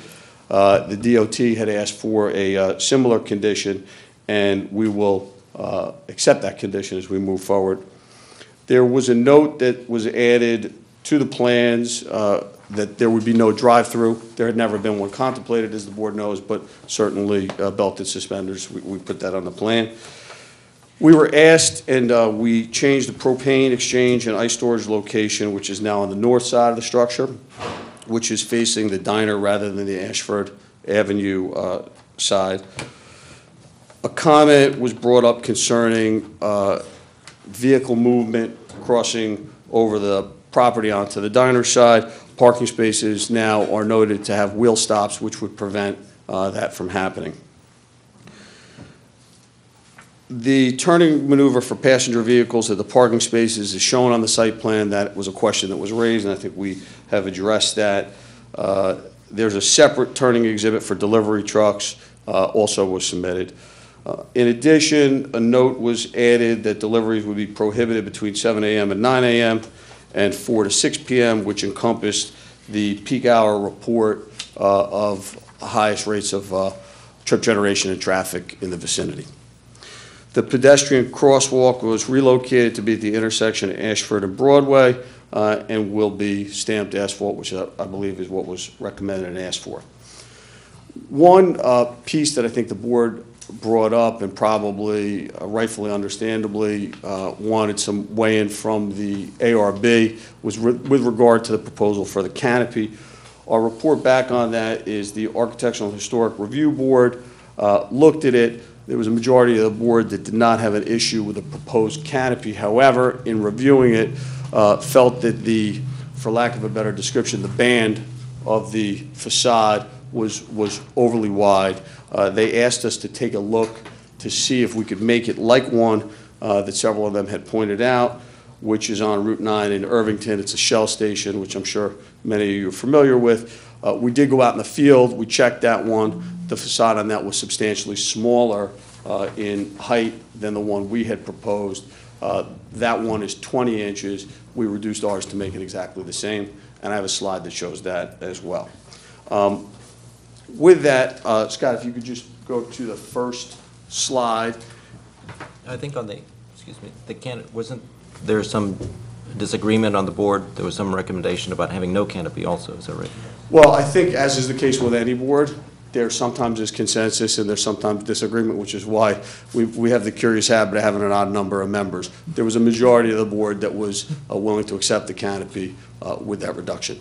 Now, obviously, that's not a final approval, and as this board knows, we came here in the beginning of the process for a recommendation, which will result in us going back to the Board of Trustees, and obviously we're yet to be completed with the process regardless of where we finish out here.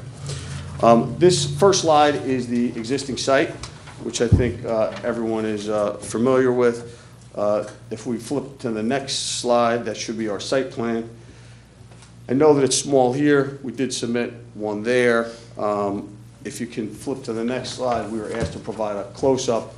There are a lot of notes on there, but I think many of the notes were as a result of comments from the consultants as well as the boards, and so we tried to incorporate them all. The next shot we can look at should be the site details. I don't know, this might be a good one, Mr. Chairman, if anyone has any questions about any particular detail to address them while we have that slide up. I hope not. But that's certainly your call. I don't think so. Okay. Next slide is the existing building elevations, which we were asked to provide. And then if we go to the next one, it's the proposed building elevations. And then last is the example of the 20-inch canopy that I referenced. That's at the Shell station that I spoke about. And the following slide demonstrates that our proposed canopy has the same. And if you could, Scott, just flip back to the prior one for a second. And that one is substantially narrower, as I said, than the one we originally proposed. And then the next slide again, Scott, thank you. On that proposal, where are the fire extinguishers located? We've got Scott Parker with the owner. We've got two options. They can be mounted on the poles or they can be on the roof. If they're on the roof, we can build a box basically around them, but you're still going to see some kind of structure. But they can either be mounted on the support poles or on the roof of the canopy. Thank you. Sorry, can they be mounted low down? Out of, probably, this high? I mean, how high, how low do you want? I've seen them where they're almost on the floor. You don't want them in places where they could get hit by vehicles and, Okay, just. that's what I'm asking. Okay. Yeah.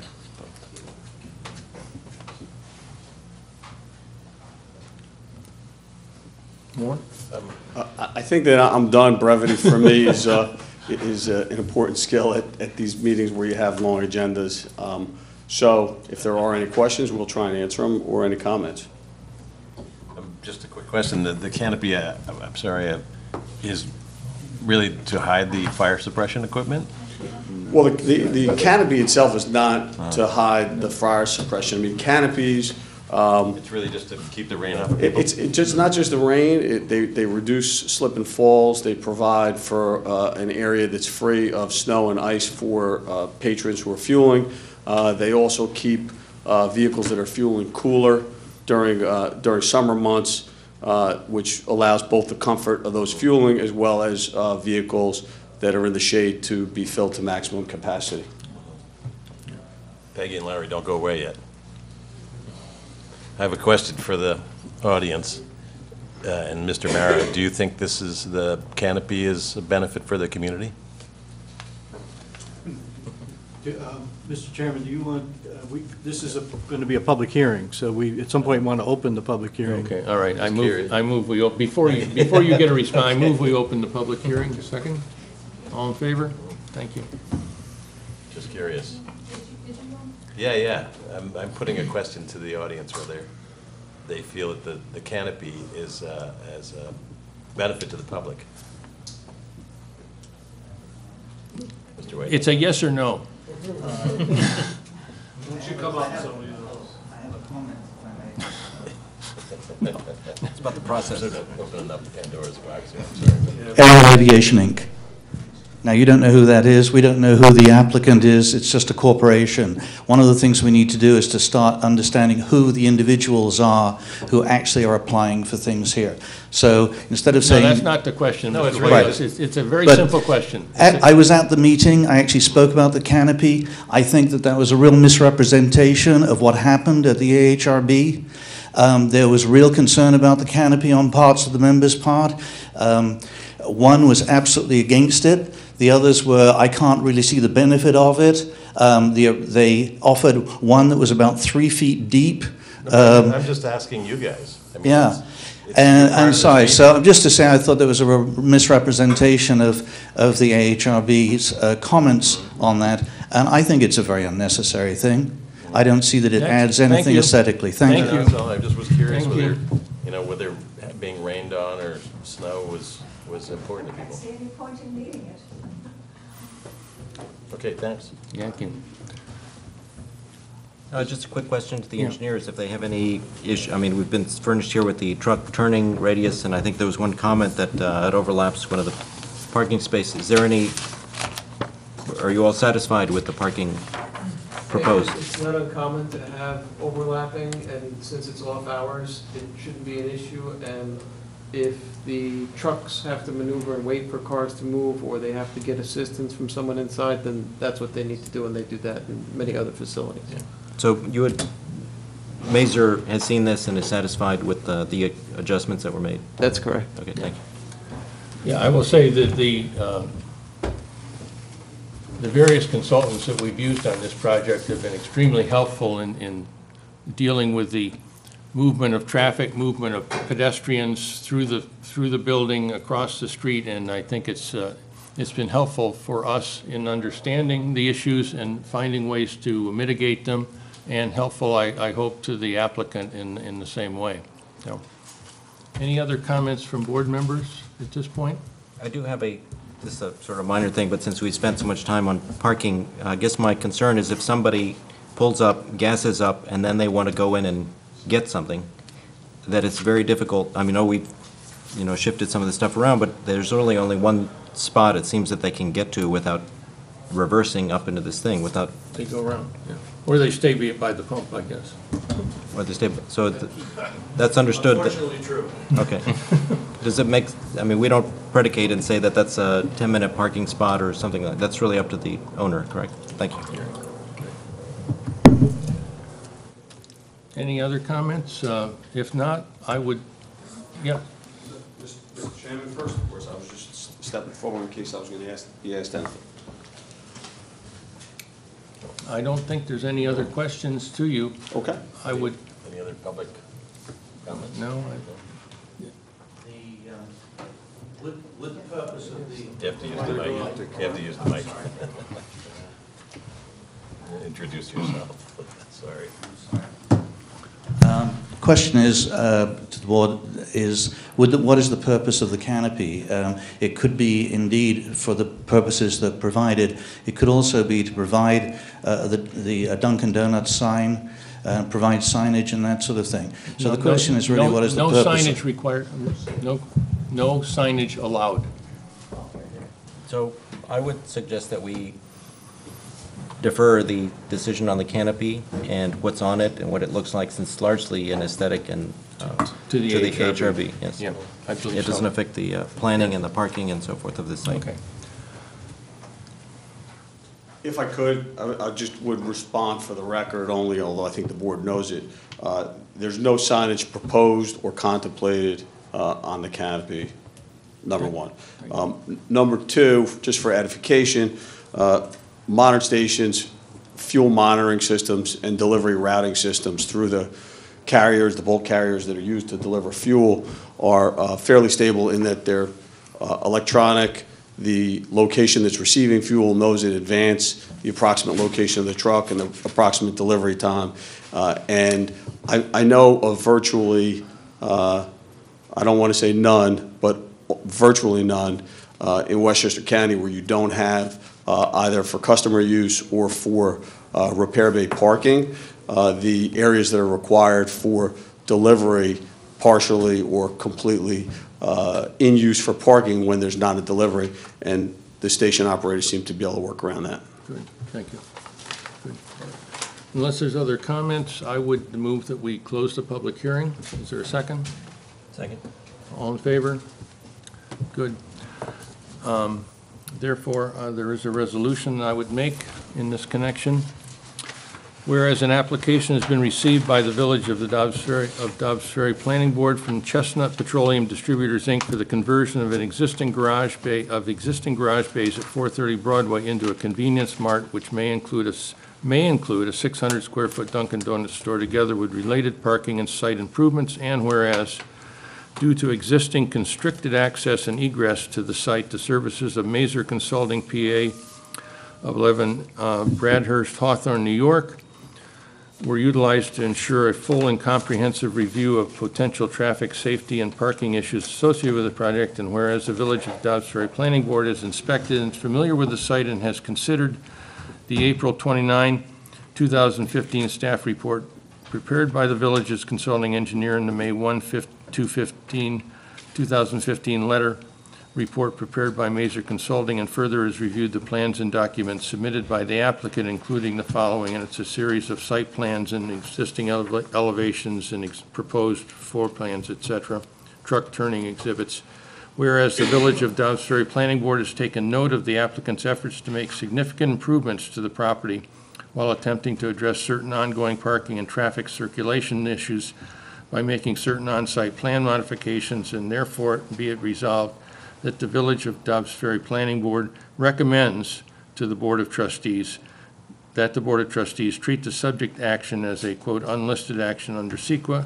Be it further resolved that the Planning Board herein recommends that the following conditions be strictly adhered to in event that the Board of Trustees deems the site plan conditions have been mitigated to the fullest extent practicable and grants an approval for the subject application. 1, the applicant provides written documentation drawn to the satisfaction of Village Council to provide for the prospective future legal right and ability through easement or written agreement to make traffic circulation improvements and traverse the adjoining diner property at 444 Broadway.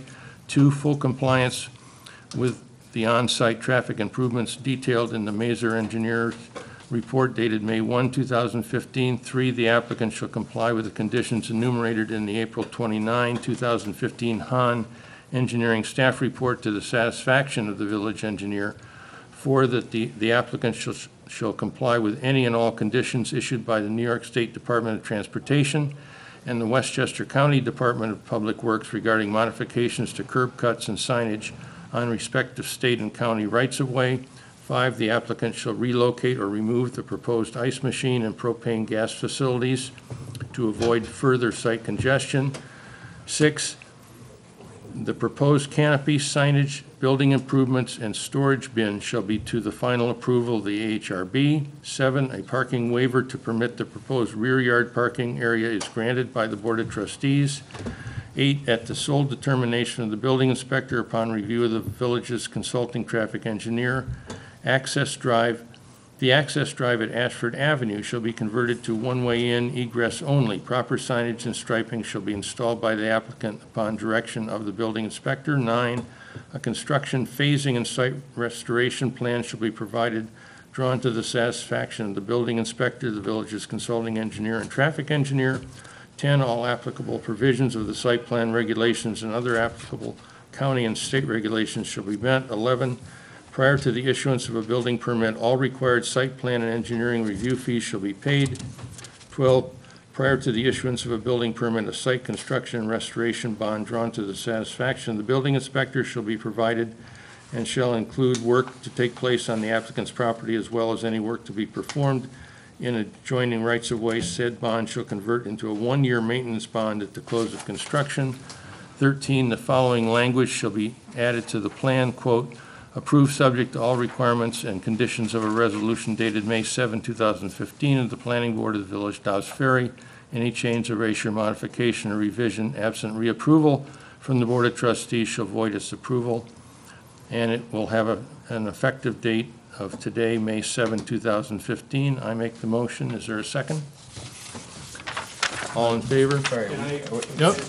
Can I add one quick clarification? Yes. On one, from discussion from Rob, we added some language, and we sent it out late, so you may not have it, but it's to item 1. Yes. Where it ends at the adjoining diner property at 444 Broadway.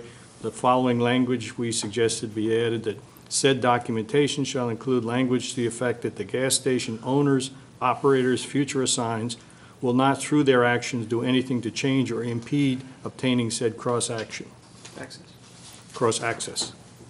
So that, if that could ask that that wording be added, which was the intent of what went out the last. Right. Right, good. Then the other was on item 6, I think we want to be clear that we're not somehow acknowledging. It says the proposed canopy signage, building improvements, and storage bins shall be to the final approval. Typically, their purview is the design of it. If we can somehow change that to include the very existence of the canopy.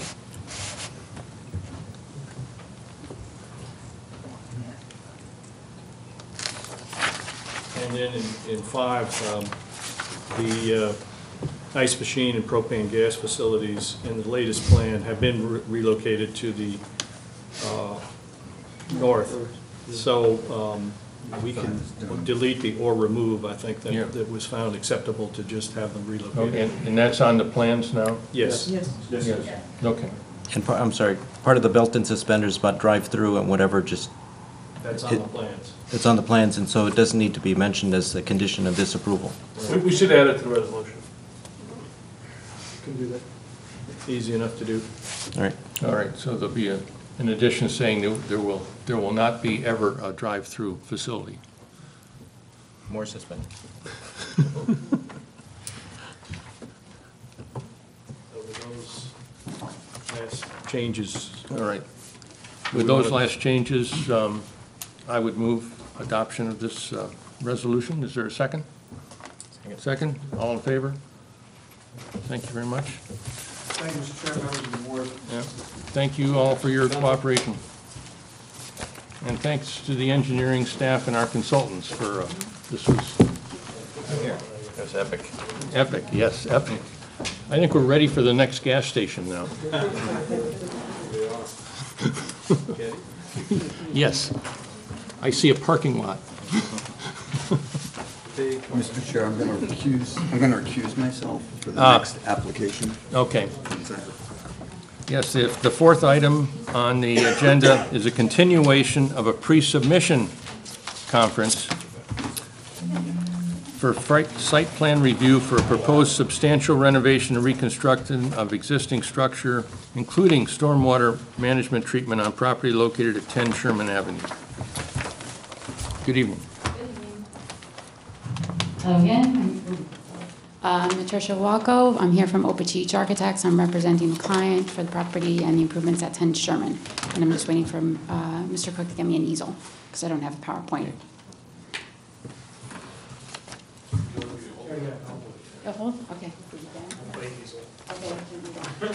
Okay, so when we were here last, the major concerns were about the garage with access on the paper road at the rear of the property, and then also the provision for 2 parking spaces on site as opposed to the one that we were just showing with the single-car garage.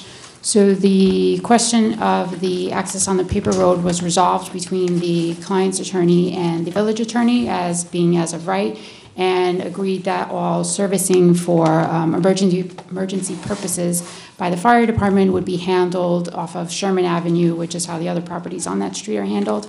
And we've added secondary paving alongside the garage in order to address the need for the second parking spot. Everything else with respect to the plans that were submitted is consistent with what was originally shown. And we've addressed in the stormwater, just to conclude, the additional coverage required by the second parking spot on site. And the stormwater actually addresses the property as if it were brand new and nothing had been done on the property originally. So we think it's more than adequately dealing with the stormwater concerns. It's connected to town sewer? Yes. We had a whole host of questions. Do you want to wait for the board to speak first, or you want?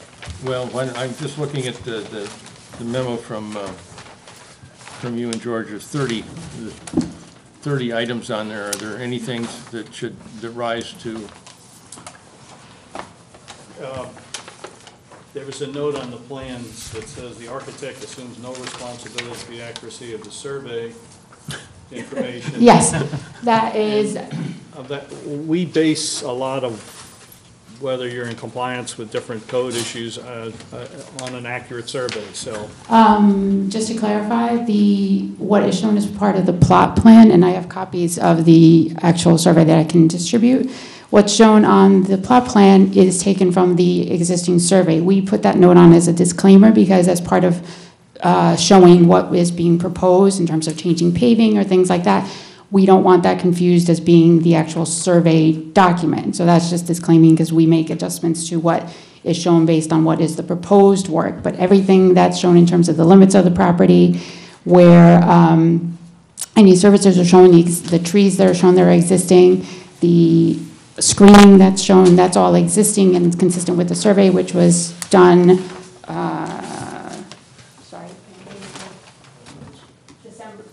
December 16th, 2014.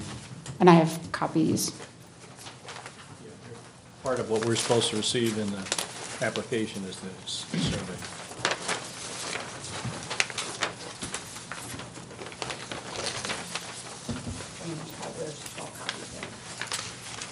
I'll take the best one here, please. Have you been to the AHRB yet? Yes, we were to the AHRB and were approved. And you're approved by them? Yes. Thank you. Because this is a non-complying lot, are there variances required? That would not be my understanding because it's a pre-existing non-conforming.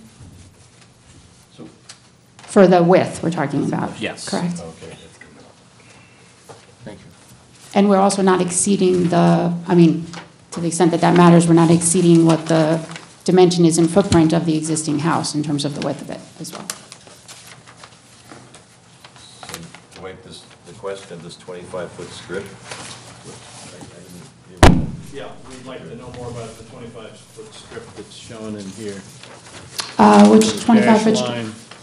You've got this strip in here that's got a dash line. So the 25-foot strip, to clarify, it's a single lot, what is shown, and that's exactly how the survey was issued to us, is just part of the adjoining property, which is 16 Sherman. But the 10 Sherman is a distinct lot. I think that's just how they've split it up graphically, so the dash line just shows the context of the property next to it. But There's no relationship of that 25 feet to the 10 Sherman property. Say that. 10 Sherman's only 75 feet wide. Right. And it's 100. But I'm not understanding where this is the 25 feet. Yeah, that belongs to the adjoining property. Which is this property over here. Yeah. Showing 25 feet. Just a minute.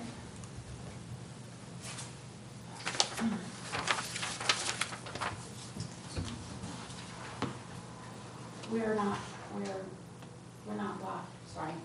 We're not Which is lot owned 7, by we're the- lot owned 8. By the same people. Oh. If I lot 8 is the see neighboring lot. this correctly. This is, 1 second. According to what you just handed Didn't we out, deal lot with this 7 is part 25 of the, feet? 25 foot is part of the lot 7. Okay, so then A our long lot- time ago? Yes, a long time ago. Okay, so we are lot 7, but to my understanding, the limit of the property is where the 75-foot dimension is. The arrows referring to the field map and that 25 feet, as far as I'm aware, is not an easement or anything that's related to the 10 Sherman property. It appears that according to that map, it is. And it also brings into what's a complying lot. A complying lot in this area would be 100 foot in width. So now, if you take what's given to us here as filed map 7, and note it extends that 25-foot edge piece, you would have the 100 feet that's required. So we're going to need, and now, we're going to need clarification.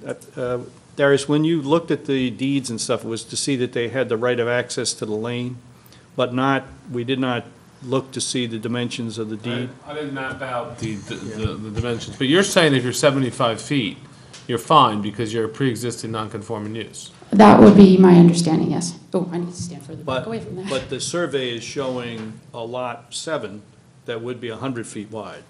That's where we're in a. Yeah, I mean, we can map out the dimensions, but I didn't do that.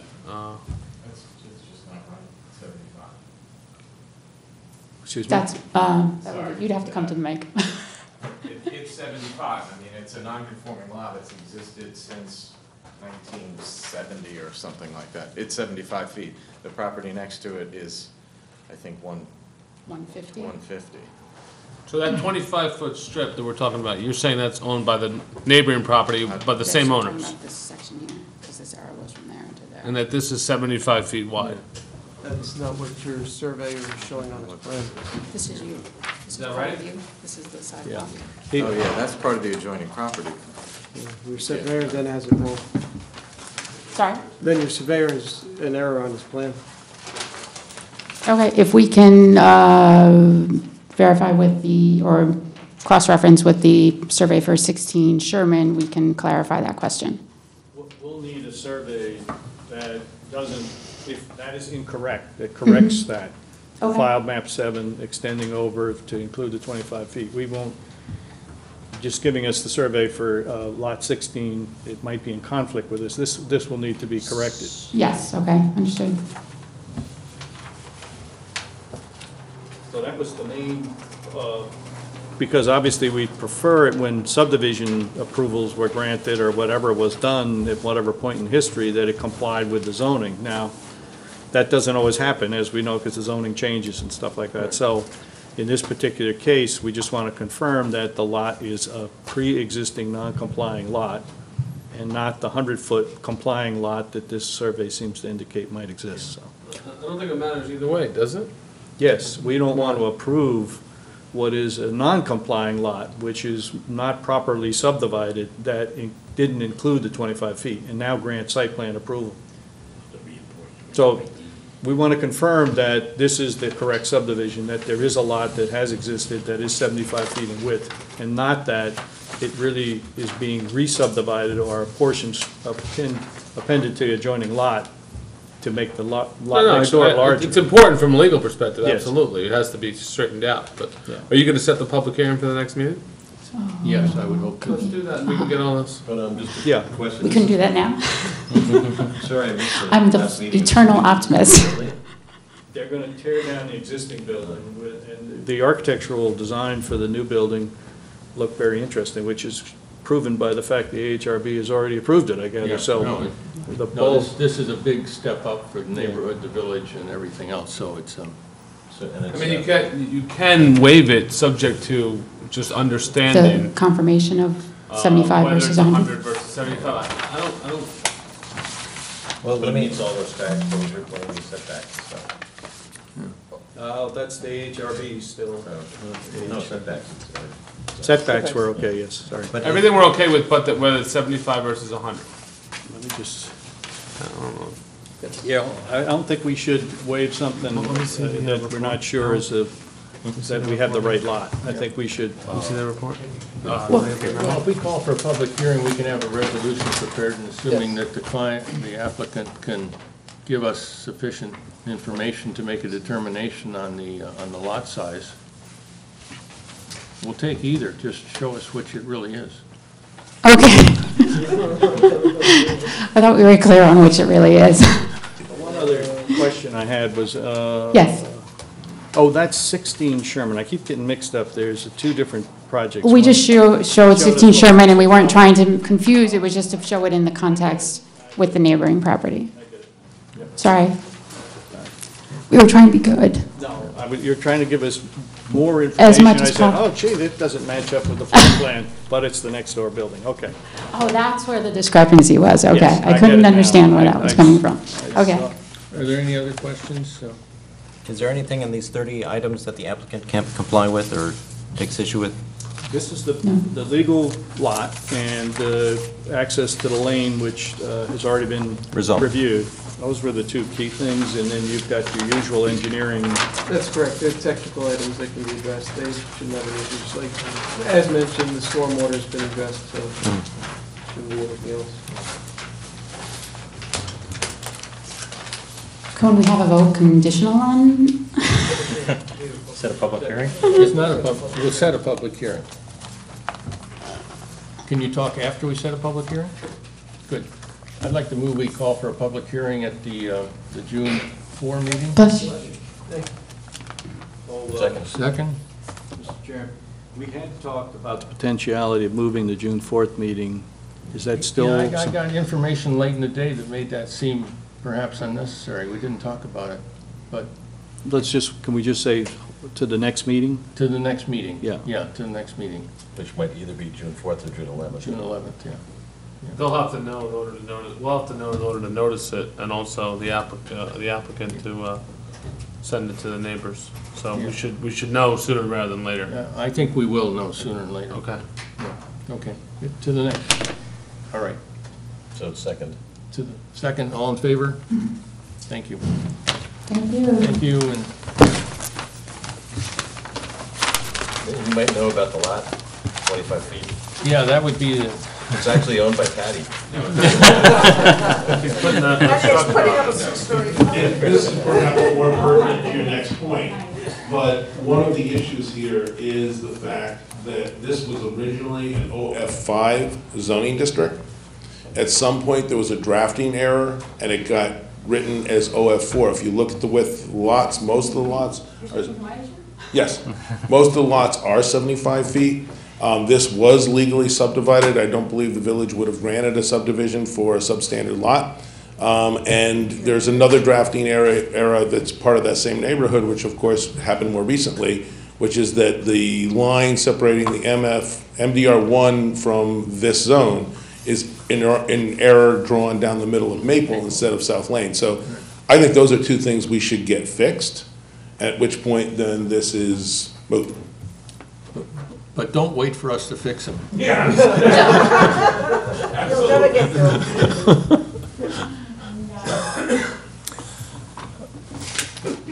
Okay, thank you. The next item on the agenda is discuss the process flow chart for new planning board applications. This is something the board has been working on in some work sessions that we've had that the public was involved in, invited to. Does the public have copies of this, or? No, this is, we just got them tonight, so.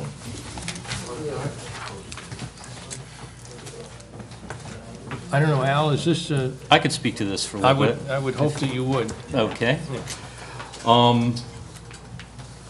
Members of the public, Neil in particular, and all of us have seen examples where the process is less than efficient. The fact that we can have parallel processes that aren't synchronized going through different boards here has caused confusion to everyone, applicants, board members, et cetera.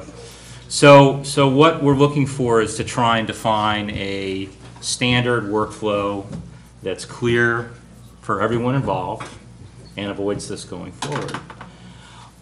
In researching what is done elsewhere in the state, we found that typically,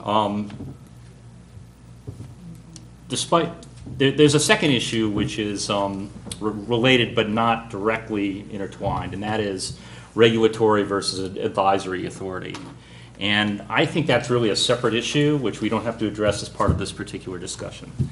So that being said, what we typically see statewide is, after the building department gets the permit request, our crack team of consultants and lawyers decides whether zoning variances are required. If they are, they go to the zoning board of appeal. After that, it typically goes to the planning board. The planning board gets input from the architectural review board, architectural and historic review board here, goes back to the planning board, and they typically make a final decision. Now, in Dobbs Ferry, that continues on to the Board of Trustees. What I'm proposing here, and what I think, we've sent this out for additional comment from others, including the building department, is I guess what we're proposing at this point is that everything comes back to the planning board prior to going to the Board of Trustees, and we would act as an aggregator, make sure all the Ts are crossed, all the Is are dotted, before the Board of Trustees makes a final decision. And what I would propose is that we send this on to the other boards at this point for comment. It would help me, perhaps the others that wouldn't need this, would help me to see a similar thing with our current flow, to see where the changes are. But maybe I can just see that as I look at it. So I guess I have a question, which is you have planning here well, two things. One is the building department distributes to the round table or zoning board of appeals if necessary. Mm-hmm. And otherwise it goes directly to planning board. Right. Right? But in the case where it does go to round table, it seems it would want to, if it has gone to one of these boards, presumably we'd want to know that at the time that it's presented to us. Well, I think it tends to go to us at the same time a lot. We're maybe waiting for the zoning board of appeals to make a decision. All right. And then this doesn't mean that we couldn't make that a requirement, that those get resolved before we get, before we see it. Well, I think in, like, the case of 100 Main, it's difficult to know, since the design is not fully resolved, right? It's sort of half-baked as it comes, and it's evolving and negotiating and so forth, so I think that's where it's most critical to get these things. It's not the easy ones, but the tough ones, right? Well, what Darius said earlier, that it has to be determined what the thing is before it can go to the zoning board of appeals. But if it comes for a fixed place. You have a question on your application? Yes, yeah, so actually we have there seems to be a clarification on the survey with respect to what the actual limits of the property are. So if we can approach and kind of reopen that question, we may be able to get it addressed today. If that's within. It's going to take 2 minutes, and I think it's fairly clear. Whenever you folks have a break, if you want to reopen the subject for discussion. Let's do it. Well, yeah, we could. I mean, we're not in a position to approve anything tonight. Well, we had actually notified in the hopes that we might be able to expedite the process and free up the board's time for other more pressing issues. So, we've done our due diligence in that respect. So if it would be possible to kind of close the question of what the limits of the property are, if that's the only outstanding issue, I'd be in favor of doing that, if it's possible, with the boards. I don't think it's ownership, is. No, not the ownership, the limits of the property. Yeah. Why don't you tell us what you believe is the 75 versus 100, so Okay, we can. our civil engineer, well, there's. It probably doesn't matter, because if you approve the site plan or waive it, it's there. Whether it's a pre-existing use, non-conforming use, or a conforming lot is an issue for another day. I mean, if Patty's right, it was a Scribner's error to OF4 versus OF5, then they have, whether they have 75 or 100, doesn't matter. If they have 75 and need 100, it goes against them in the future when they want to add on to it. So, I mean, we can figure that out later, whether it's actually 75 or 100, but tell us now. Okay, my name is Sal Triano. I'm the principal of Crossland Engineering. And I, again, as a civil engineer, I tend to go through surveys quite regularly. In this particular case, the base survey, which is Lot 8, refers to something that was developed in the 1890s. As a result, things have been modified, as you know, by your codes and everything else to re-subdivide this area. The current layout by survey, by a licensed land surveyor in the state of New York, it's Link Land Surveyors, reputable firm. they have defined it as being 75 feet. That's your current width, and that's the current layout for their property. And the only thing that you're going to get if we push anything forward would be a letter that would follow from Link Land Surveyors that said that it was prepared and give you all their backup and background. It wouldn't be a change to any of the layouts that they have on the plans. Sorry, can you, just for me anyway, explain what that one dimension is that does show the full width and it says filed as 7? Right. This layout, if you read the first note says it was developed in 1890. I think it's 1890, so 13 to 1890. As lot 7 being the full width of something that was originally the base for this particular property.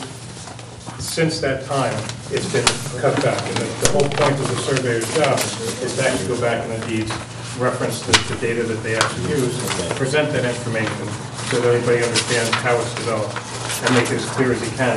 He has defined, based on all the current information, current deeds, and current layout, that he's at 75 feet. And again, that would be my interpretation of it. And that's something that if we do need something further, then it's a letter from the surveyor to define, based on his references and all of his reasons. You can still do that, right? I mean, Dwight can send you a letter saying. Subject to that's all what it is. the- I mean, he could have written on there, originally, Conditions. this is the legal lot, but with an arrow. There's not much site planning here, By but. signing and sealing the document, he is saying that to the best of his information, to the best of his knowledge, and all his reviews of the documentation, this is the property. The property itself is 75 feet wide. Even though there are inferences and documentation in the historical. You can do that microphone. That are going to show that he has different sizes. Microphone. I'm sorry. Oh, you took mine back. Oh, did I? That's why I can't find it. I'm sorry. I took one back. I didn't take the big copy back. That's the only good one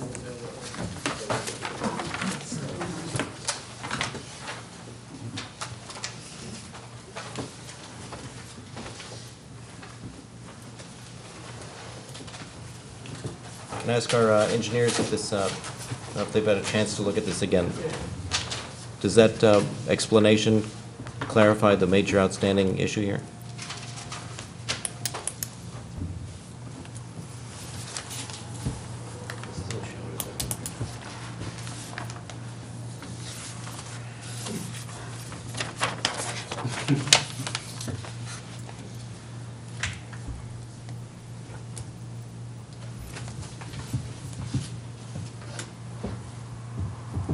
Well, to answer your question, I think we need time to review it and go through it. I mean, rather than not make an What are the possible outcomes of your review?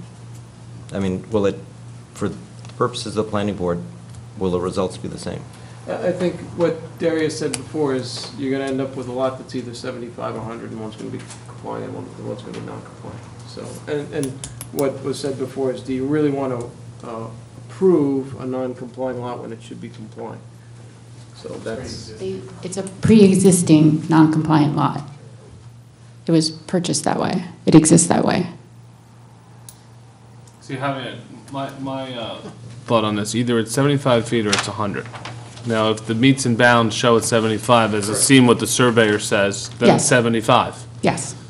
You can approve it anyway, because it's not adding on to the existing structure. So it's not enhancing or making a more intense use of the existing structure. So you can waive the site plan based on the fact that it's not changing anything. Whether it's a pre-existing non-conforming use or a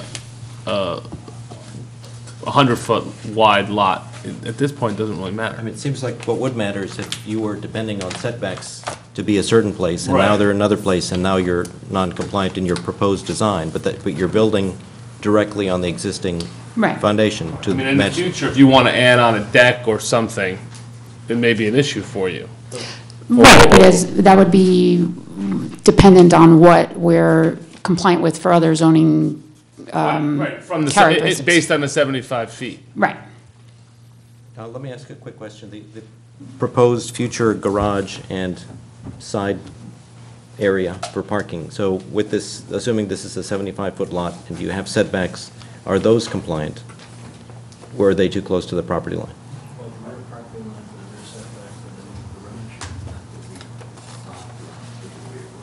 The garage is not here, is it? It's on the- There's a block for the garage. There are no elevations for the garage. Are there setback indications on it? There are, I believe, setback indications on it. And it meets, as far as I know anyway, the requirements for such, both for the garage and for the parking space.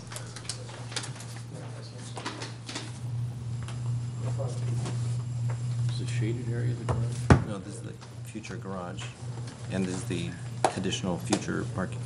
Okay, for two parking places. I don't know what that dimension is over there. Yeah, exactly. So I think you guys like the idea of it being behind the back as opposed to on Sherman, right? Yeah, it's just. Yeah, oh, yeah. Yeah, and that's consistent with that. Yeah, no, we went out, Brian and I were out there a couple weeks ago. It's a great area. Yeah, sure is.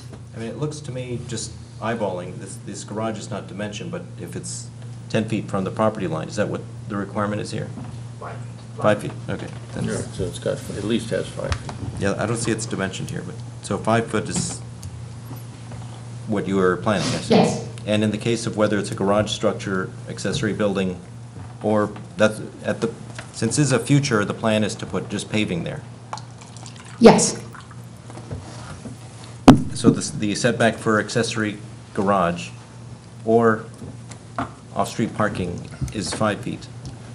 no, for the off-street parking, it would be, as I understood it, 10 feet, and then you allow generally 18 feet, which we have for the accessory parking that's currently shown next to the proposed garage, and we would, until such time as we're doing the garage, and hopefully that will be in the short term, we would do the same where that proposed building would be, and then we would just cut back as we need to, if we need to, for the actual structure. So if I want to ignore future, right, so the plan right now is to pave where that building is. Right, if That- we're not, depending on when we actually generate the elevations and get the approval from the ARB for the garage structure. So the current, I guess, all right, so the current proposal is pave this, right? And that's off-street parking, and it's within 10 feet. Yes. It's less than 10 feet from the property line. More than 12. No. No, it's a 10 feet setback from the property line, and then 18 feet in for the actual parking space. So 28 feet from the property line to the end of the parking space. So it's 10 feet deep paving. 10 feet deep from the property line is the minimum setback for the Sorry, car. 8 feet. And then 18 feet, as I understood it, for a car length, average car length. They're not going to park, in I'm sorry to be dense about this, they're not going to park in the future garage space at this time, because that would be less than 10 feet from the property line. Assuming that the proposed garage is not built at, or it's not constructed at the same time that the actual house building goes up, the paving where the proposed future garage would be set to the same depth as the secondary paving spot, so that you would be parking within the limits of whatever the setback is for parking at that time. So I think that's different than what I heard the person. You're not going to pave where this building is going to go, because that would therefore be non-compliant. Anyway, it's just a, Okay. all right. You are going to pave where the garage, future garage is going, so you have 2 spaces, right? Yes. This garage is killing me. Wait a minute. That's exactly the opposite of what you... Exactly. So if you're going to have 2 parking spaces off-site and one of them is right there, then it's not going to be compliant. It's not going to be 10 feet away from, until you build, once you build the structure can be 5 feet away. Yes, Open parking has to be 10 feet away. yes, and it will be. Okay. But until you build that structure, you're going to be parking in that same spot, and that's going to be too close to the property line. You mean the spot that doesn't currently exist? The garage does not exist currently. If it happens that our object is to get elevations drawn for the garage so that we can get approval from the ARB, so that we can proceed with a permit for the garage, hopefully in sequence with when the building itself is being done. That being the case, the garage would be erected at the minimum 5-foot setback required, and the adjacent secondary parking spot would be paved so that you have the 10-foot setback, and then the 18 feet required for the length of a average car. Should let me try to answer. So should the sequencing of the garage structure be such that it's not happening at the same time that the actual building is being done, the secondary parking spot, which would be where the future garage would be such that you would have the minimum 10-foot setback plus the additional 18 foot of length paved, so you have the 2 minimum parking spots on site. When such time as the garage structure is being built, the paving would be cut as required, if necessary, to accommodate the actual garage building. Okay. So if I scratch off the word future, Yes. it actually complies, correct? Sure. And we just add a 5-foot dimension. Sure. All right. I think you saw my point from your explanation. I think so. I hope so.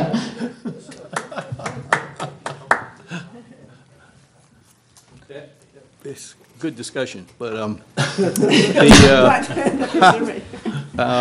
trying. I'm in a really way, trying. having just toured out by there, it does seem like the garages are something we should support, because most of the properties seem to have these 1 or 2 bay garages that back onto that lane, and therefore it would fit within the character of that area. So just as an aside, I would think we would, and so taking the word future out of there makes it comply at least with the side yard. Is that your issue? That's exactly. Yeah.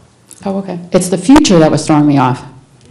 Damn, Move every that, time. And it includes a garage, that can be 5-foot setback. And then we would prefer the garage, so taking the word future out is to our benefit. So let's see, if you wanted to waive this with that change, and then they should supply something to Darius that confirms that the lot is in fact just 75 feet by whatever the survey says, whatever you need for that, then I don't want to beat a dead horse either. Just, I didn't like the survey. I don't like the way it says what it says now, so that would be, it's your call, but we have no objection if there's some conditions onto the, we're always doing waivers with conditions, which I think is a good thing. So that would be reasonable that they modify the plan to strike future garage and strike future from garage and submit additional verification regarding the survey to satisfaction of the corporate. Meet all requirements of the Han memo. Right, Yeah. right. I could imagine that. You okay? You can't vote. Actually, you're not here. You have to re-recuse yourself. But I've already gotten you to change your mind. Just by coming back into the room. That's right. Can we start over? It's like magic, huh? Well, all right. If I'm hearing from council and from our consultants that this seems like a prudent thing to do, I would move that we waive site plan approval subject to compliance with all the issues enumerated in the Han memo and with supplying appropriate information to council regarding the lot size. Okay. And striking the future Future. from garage. And striking future. I will strike the future. Is there a second? Second. All in favor? So moved. Gentlemen and ladies, I thank you for your consideration. Right, where were we? You want to come back again and try again? That's right. That was good information, though. About the. It's used to OF. Yeah. The rear setback, we were talking about the side setback. It's just that if they don't build it. Right. And they pave that spot, that doesn't comply. Only on the side. On the side, yeah. On the street hill, it's fine. I mean, that's what Yeah, you're yeah. talking about. I don't know, maybe it's just me. It would help me to have something like this that depicts the current flow. If I can do that, but I think the only real difference is Okay. that right now the Architectural Review Board kind of goes off on its own stream Okay. and never rejoins. Okay. It rejoins after the Board of Trustees. Yeah, way, Right. Sometimes, not You would- always. No, right. But they just got an approval Yeah, before here's you the guys new even considered it. Right. And that happens sometimes. Yeah. I mean, is that It true? actually- So it actually otherwise, this is just what we're doing now? Yeah, basically, I just tried to document it as clearly as I could, just so, you It's know. Is this Current what would be happens now? arrows going It in just every goes. direction, I think. Yeah, so No, this- I mean, I would say, first of all, Alan, thanks for by doing this. And also, and I know that the public and Neil have been kind of very involved. I would say that the one thing, I think this is sort of the idealized flow. I think the reality of it, which I think shows a little bit in Neil's diagram and his kind of memo, is that the architectural review, the HRB and the planning board review for some projects are going to be iterative.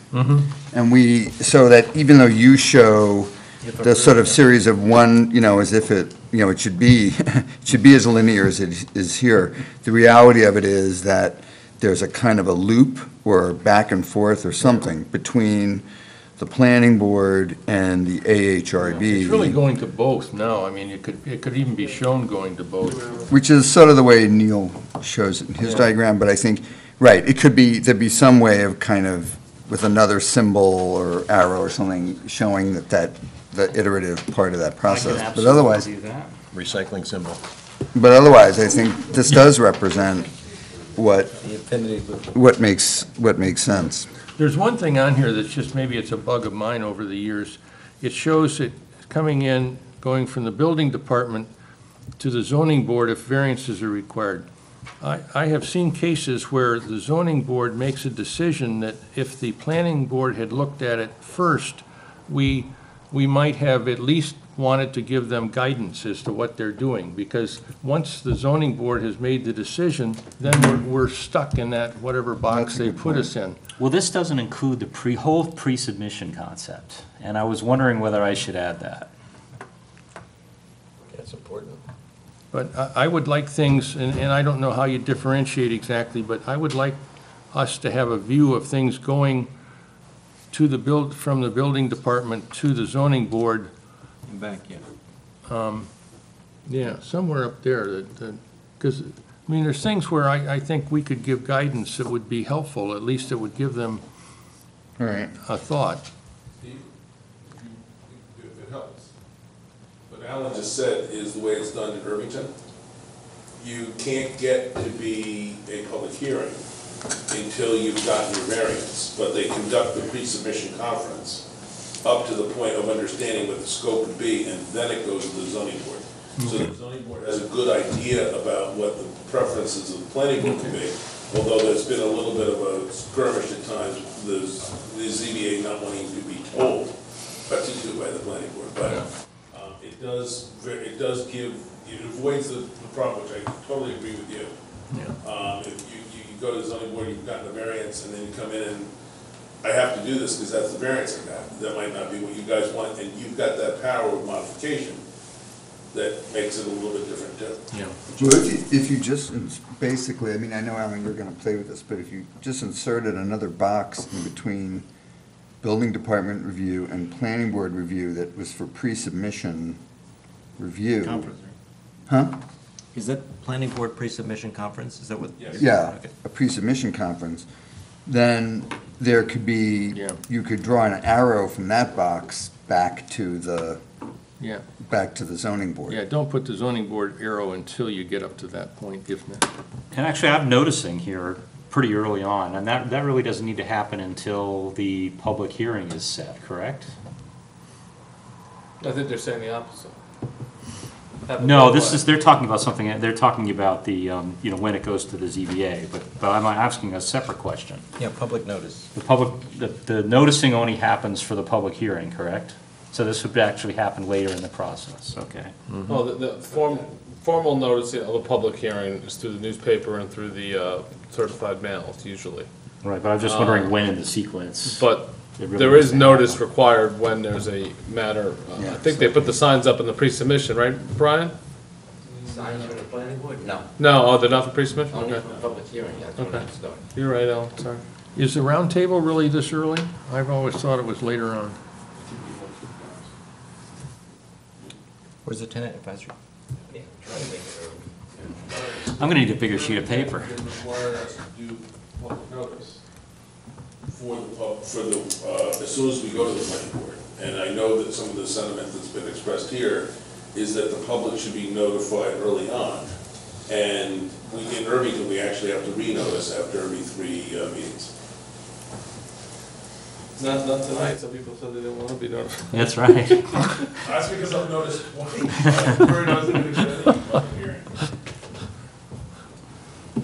So I think the other question I had is it doesn't go to the HRB in this case until it says if approved by planning board. Yeah, yeah. Well, this was sort of my thought That's right, it for, wouldn't be- you know, how to go, but, you know, now we're talking about maybe making a parallel process. Right, Up to a certain point. Yeah. So let me work that out, and I'll send it out to you. And Yeah, if you can have see if I approval, then approved again, then you should. You know, and do you think it's important that we show an iterative process? If there's a. I can try. If there's an easy graphic way of Mhm. showing it, I guess, I mean. Little lines going back and forth. Yeah. Recycle. Just put two arrows, one back and forth. And if you end up with a big mesh, I'm not sure how clarifying it's gonna be. Okay. This is good though, thank you. So the primary difference, of course, is the HRB loops back into the planning board. That was my thinking, was that it shouldn't go to the Board of Trustees until everyone else is on the same page, or not. Anybody, you know, depending on the regulatory authority issue, you know, the HRB now can stop the process. And then it doesn't make it to the board, which is better, I think. You said if approved, or even if they? If they don't approve a process, they don't approve it, then it goes to the ZBA, but it doesn't go to the board, Oh, okay, so you're on. you know, until all those issues are resolved. I think all of the significant issues here, I think making sure that the AHRB retains its stature and its authority is really good. I understand that's important to you, but that's our next item on the agenda. So if you could just hold that thought, okay? We'll get to that. Or you can go home and be happy because I think you'll be happy. If this, Alan, I'm maybe misreading it, but I don't think you require an approval in this flow chart also of the Architectural and Historic Review Board before it moves on. Yeah? Or it goes to Right, zoning. that was not changed. No. No, okay, just making sure that, because it's, if you're redoing it, change public comment to public hearing. There's always public comment, but then there's formal public hearings that have to be noticed and stuff. You know, I changed it, and maybe you didn't get the most recent copy. Oh, Or maybe the one I passed out to everyone tonight had public hearing instead of public comment. okay, sorry, I was looking at the wrong one. Huh, look at all these. I thought that was a consistency issue as Okay, well. no, that's good. So the only real change is to insert the pre-submission conference. Well, we want to make the HRB and the planning board parallel. We want to try and show that there's an iterative process. They might go around and around a bit. We're going to move the noticing later in the process, just before the before the public hearing. You may have the zoning board a little later on so that the planning board has. Well, there is the zoning board, right. But yeah, no, we're good, right. The So we're one going to on- add the pre-submission concept. Yeah, So we're going to right. do pre-submission, Right. and then send it out to It'll the be zoning here. board, and then come back to us. Yes, yeah, right, right. In the, But now, is there anything that requires the ARB to make a decision before the planning board makes a decision? Is that- Well, what I have here is two planning board events. One is where we really make a decision on site plan and that sort of thing. And then there's a final approval, but basically it's just, do we have all the components together? Has everybody approved it before it goes to the board of trustees? So we have an aggregator role as the final step. With larger projects, it's not practical for the architectural drawings to be produced before the planning board has effectively made an initial decision. You want the site plan to be set before you have people drawing buildings. Otherwise, you'll get locked into buildings that might not be the best you can get. Okay, he's showing planning board preliminary review of site plan, and then if approved, then it goes to the HRB. Right.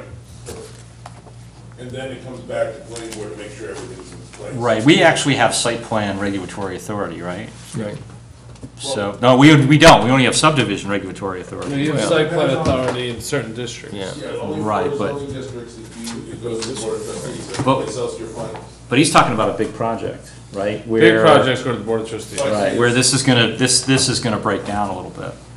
Actually, no, it sounds like the way you got it, if you're packaging it. Can you use the microphone, please? But with Rivertown Square, the ARB was involved early on. Right. Not, the details weren't done until later. Correct, and the challenge we've gotten at times is where if the ARB gets a little, isn't sure where they are in it, and they start saying, we want complete drawings, and the buildings are still moving around, that's not practical. So it sounds like the way Ellen's got it is excellent, because you'd be able to you'd have the input, that iterative process, input from the planning board and architectural review board kind of working, if you will, together, which is nice. And then the planning board says, okay, we think we have this site plan in pretty good shape. And then the applicant can prepare the drawings that take the next step with the architectural review board, get them on board with the design of that, at which point it comes back to the planning board. In many places, that will be the planning board granting the final approval of the project.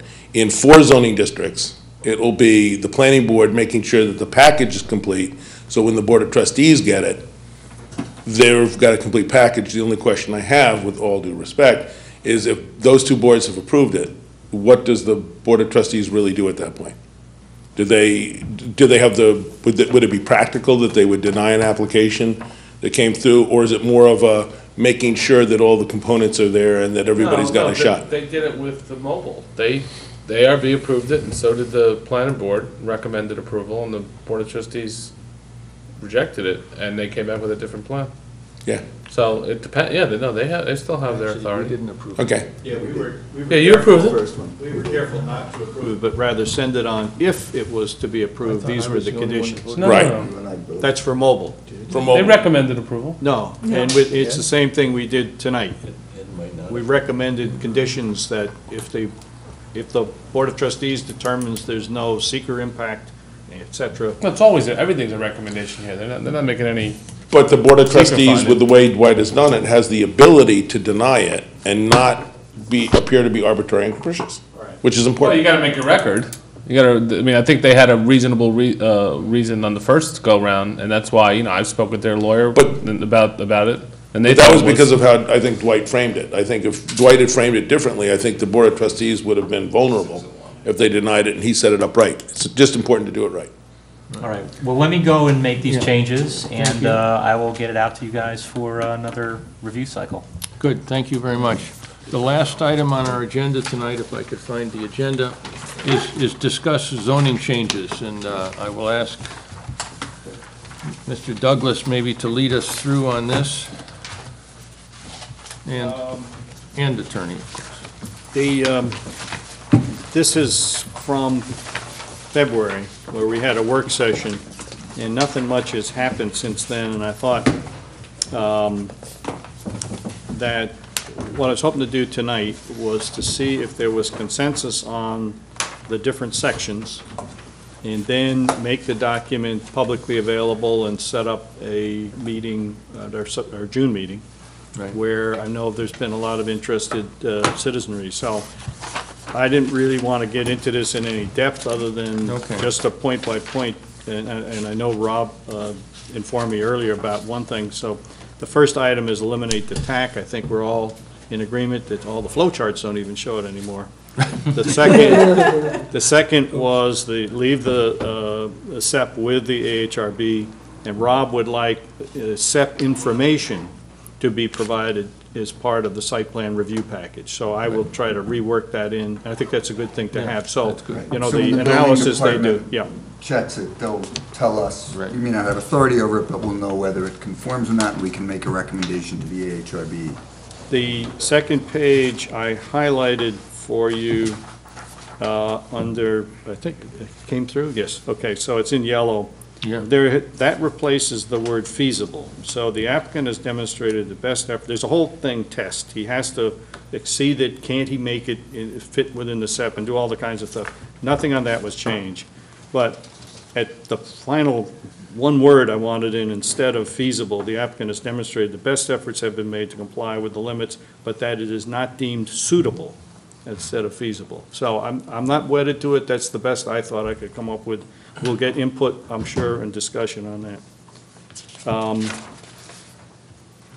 the third page, I should have numbered these, 45 degrees. We knew we had to correct that. There's one point where it said 40 degrees, and everything is brought into balance. Massing, the planning board would also have the authority to consider building massing.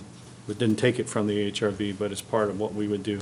Timing, we went through this, and this, I think, is the words we've agreed to. If you see something you don't, there was always the issue of how much time should a completed application be before the AHRB, before a decision must be made. And then, of course, well, the applicant doesn't show up, and there's about 10 different things that can go wrong, so.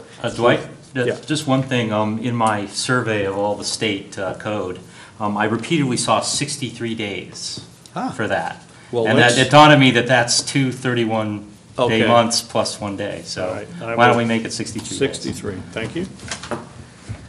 Is there some historical reason why the AHRB is held to a time limit where we're not? I didn't try to go back into history and figure out what Not they. that I don't want one, but. Yeah. The zoning board under state law there is. Yeah. For variances. Yeah, but not, Well, there's no local provision on that here. yeah. Historically, the ARB has been. There is, no, this Slower. exists. We just trying to modify what's in the existing Yeah. ordinance. Yeah, I'm just curious. And so we went from 45 days to 60 days, and then we put in stuff, anyway. Wasn't there some discussion about having a certain number of meetings at which the? Yes. Yeah, Okay, that's I'm in sorry. there. I don't have it. Okay. Okay. Then the AHRB advisory to the BOT in the same districts that the planning board is advisory to the, and we didn't change anything on the first page, but then the next page, we added language, which I kind of wondered if we didn't want to think about this for the board of trustee, for the planning board stuff also. So, right at the top paragraph, I'm sorry I didn't number these, I got it highlighted in yellow. The Board of Trustees shall be responsible for final review and approval of all applications in the following districts, et cetera. And this is for the AHRB, but maybe the planning board should have it. The Board of Trustees may defer said decision-making powers to the AHRB at its sole discretion. So they could look at an application and said, you know, we don't really need to have this one on our plate. It's their sole discretion, let the planning board settle it. Now, when we did Mercy College dormitory, they didn't take their power away, but they said, let the planning board be the lead agent, and, which is a big power in its own right in terms of making the environmental decision. So I thought, okay, that might help. Should we add the planning board in there too? It wouldn't belong in here, just it would go into a different section. Oh, okay. So, Well, they're able to do that because the planning board had special permit approval. That's why they were lead agent. The Board of for Trustees could, subdivision, oh, you're right, special permit approval. they had approving authority, so they could be lead agency. Otherwise, you can't do that because they're not approving. You've got this code now that you can, if the Board of Trustees wants to. If the Board of Trustees want to do it, then the authority comes to you. Then they can. Then, So, do I understand you're proposing that the AHRB? Oh, you gotta use the mic. Yeah. If you're going to say more than 10 words, please use the mic. But don't say much more It than. goes on the tape. 12 words, 12 words. Do I understand, so under what is being drafted, the AHRB would lose its its decisional authority and become advisory, like the planning board is?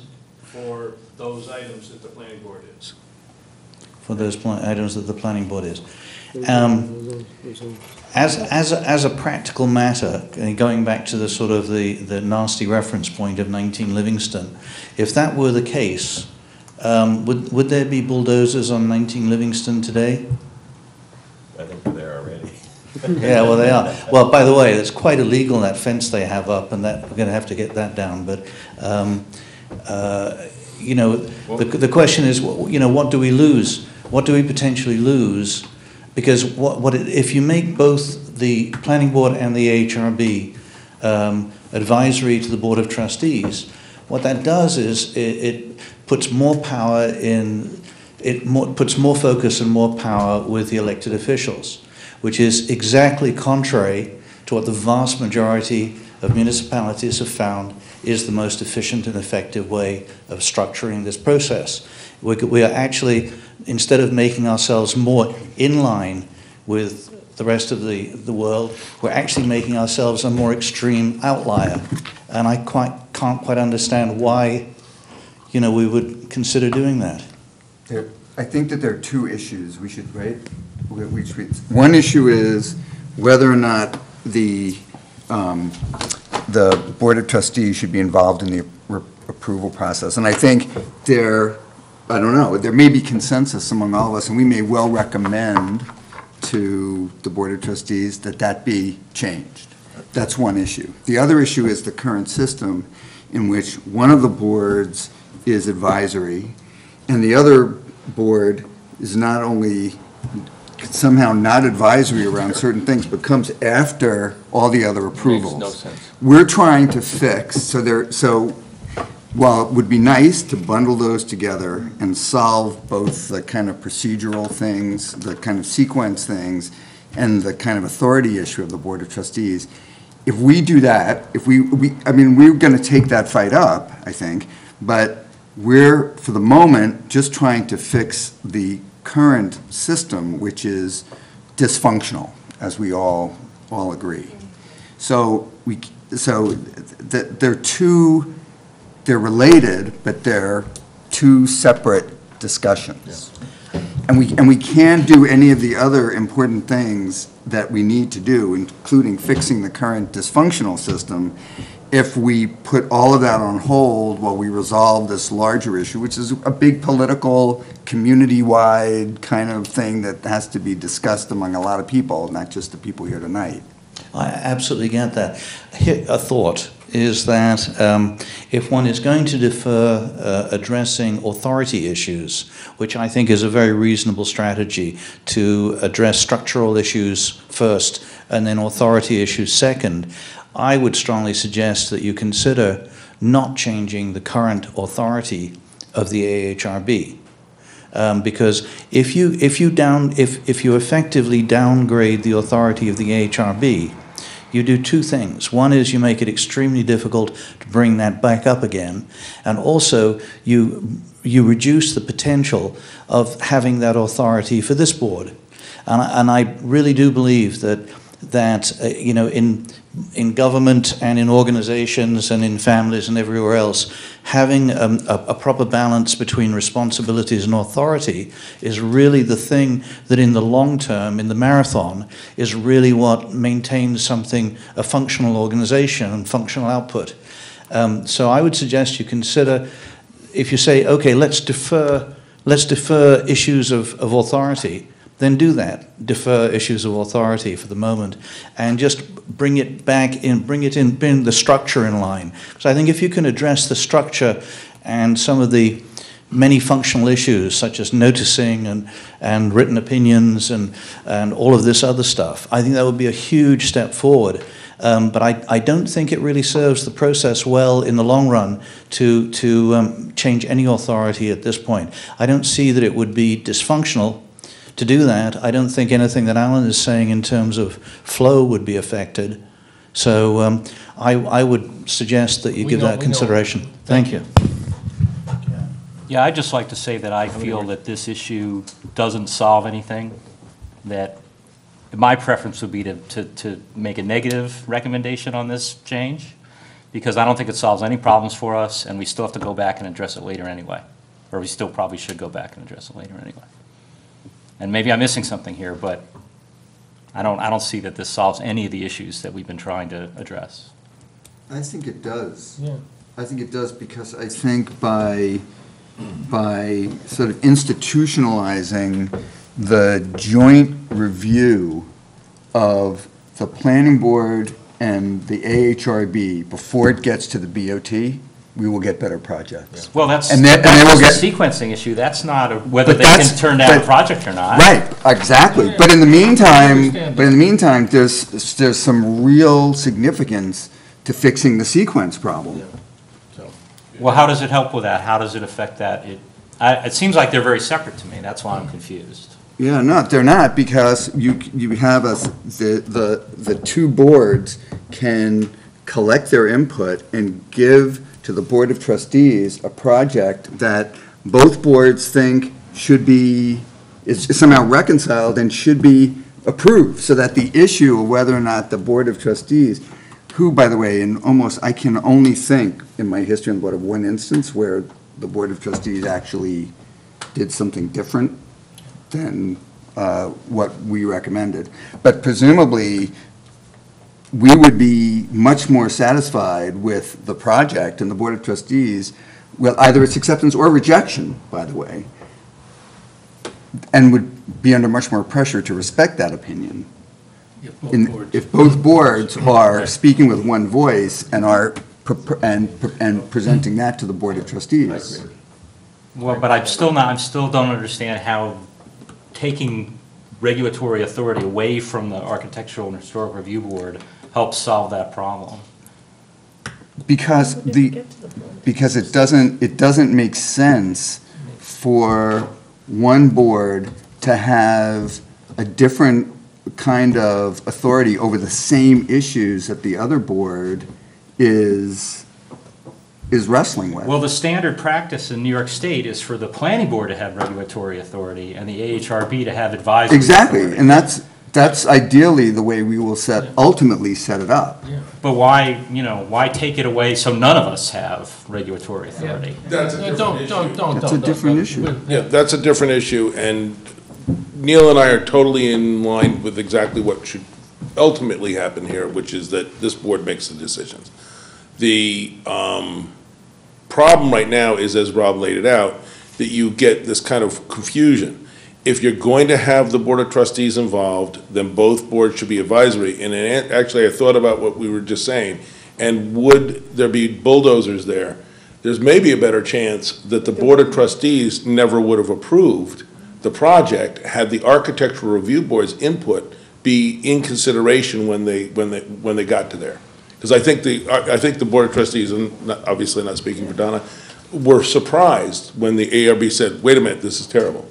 And they would have benefited from knowing how the ARB thought about it. Just if I might speak to that issue, that's something that we actually in the Board of Trustees were questioning, because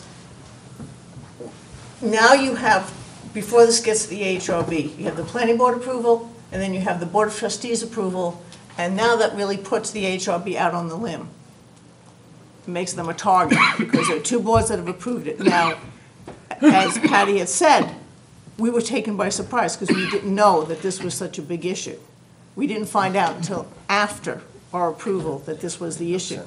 Had we had all that information, not for certain, but the vote might have been different. And if a board disapproves it, does it even come to the Board of Trustees if one board approves it and the other doesn't? Does it come to the Board of Trustees even? It's a recommendation. Yeah, so it'd be a recommendation to them. Yeah. They're just advisory, it does. Right. We should, not to get hung up on this, because what's going to happen is, if this goes all right, this document will be out to everybody, available, and there will be a meeting in June, and I expect you may be saying some of the same things that you'll say tonight. And we might even, we have different members of the board that may not even want to leave the language in and may listen to you then. But tonight, I'm just trying to point out what's there and where these things stand. And I knew that there's a lot of back and forth on this. I go back to sitting in on the Trustee Koenigsberg's committee, who made this recommendation after, with the AHRB chair. And the vice chair, I think Scott was the vice chair at that time, was in attendance, along with the zoning board chair. All the chairs were there. So, and it was for, now this is provoked, maybe a lot of people are glad that 19 Livingston didn't get built or whatever, but it's provoked potential lawsuits. I don't know where the lawsuit world is on this. So one of the things about having a good process is to bring together the best minds, giving the best advice within some concerted fashion and some back and forth internally, so that we can get to the Board of Trustees, if they're going to retain authority, the best kind of advice on it. So that's was the idea. And now everybody wants to talk, and I was trying to move on fast. Let's Let's not. Let's move on. We're trying to Let's focus on this in the next meeting. It's going to be at the next. We're gonna send this out to everyone. Just one thought on the plan. Mike. The thought is that if you are, Mike. Mike, no, that Mike.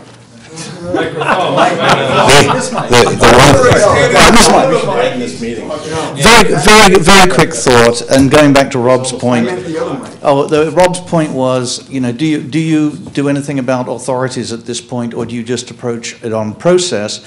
But by changing it, by making the AHRB, by losing their decisional authority, you are addressing. Neil, you said this already. Right. Can I make a suggestion that we end the meeting at 11 o'clock? That's 10 minutes. I won't take that long. Okay. I just wanted to say, as far as getting to the end point of the process, I think the concern is less that the Board of Trustees gets involved to shoot down something that's not in the interests of the village. It's more that the things go through the process with the people who have the technical expertise, and then it's still up to the Board of Trustees to approve. So even if the recommendation isn't glowing, there's the option for the Board of Trustees to approve things. You know, hypothetically, that's a governance issue with the village, which is why probably most villages leave it up to the appointed professionals to make the final decisions. You know, to Neil's point, I think if you take that away, it makes it a lot harder to suggest to the board later that you need to put it back. That's the danger. Okay, thank you. Thanks. All right, so then there's the AHRB exemptions. Those are the same as were before, no changes. Right.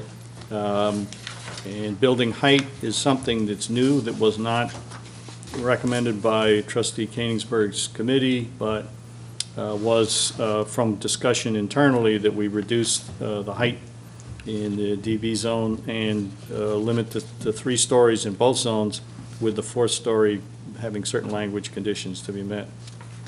And engineering modifications, we never discussed because everybody agreed with them about asphalt, storm drainage, and that kind of thing. So those are the part that I think, there was other things that have been discussed, and now we've hit the one that maybe we're still going to have a long discussion about, which is the powers of the AHRB in relation to where the BOT has final decision-making for PB, planning board stuff. So that's what we've got. If you see anything that's really crazy in here, I'm going to put in what Rob asked for about the planning board also being enabled to look at, have the SEP information to look at.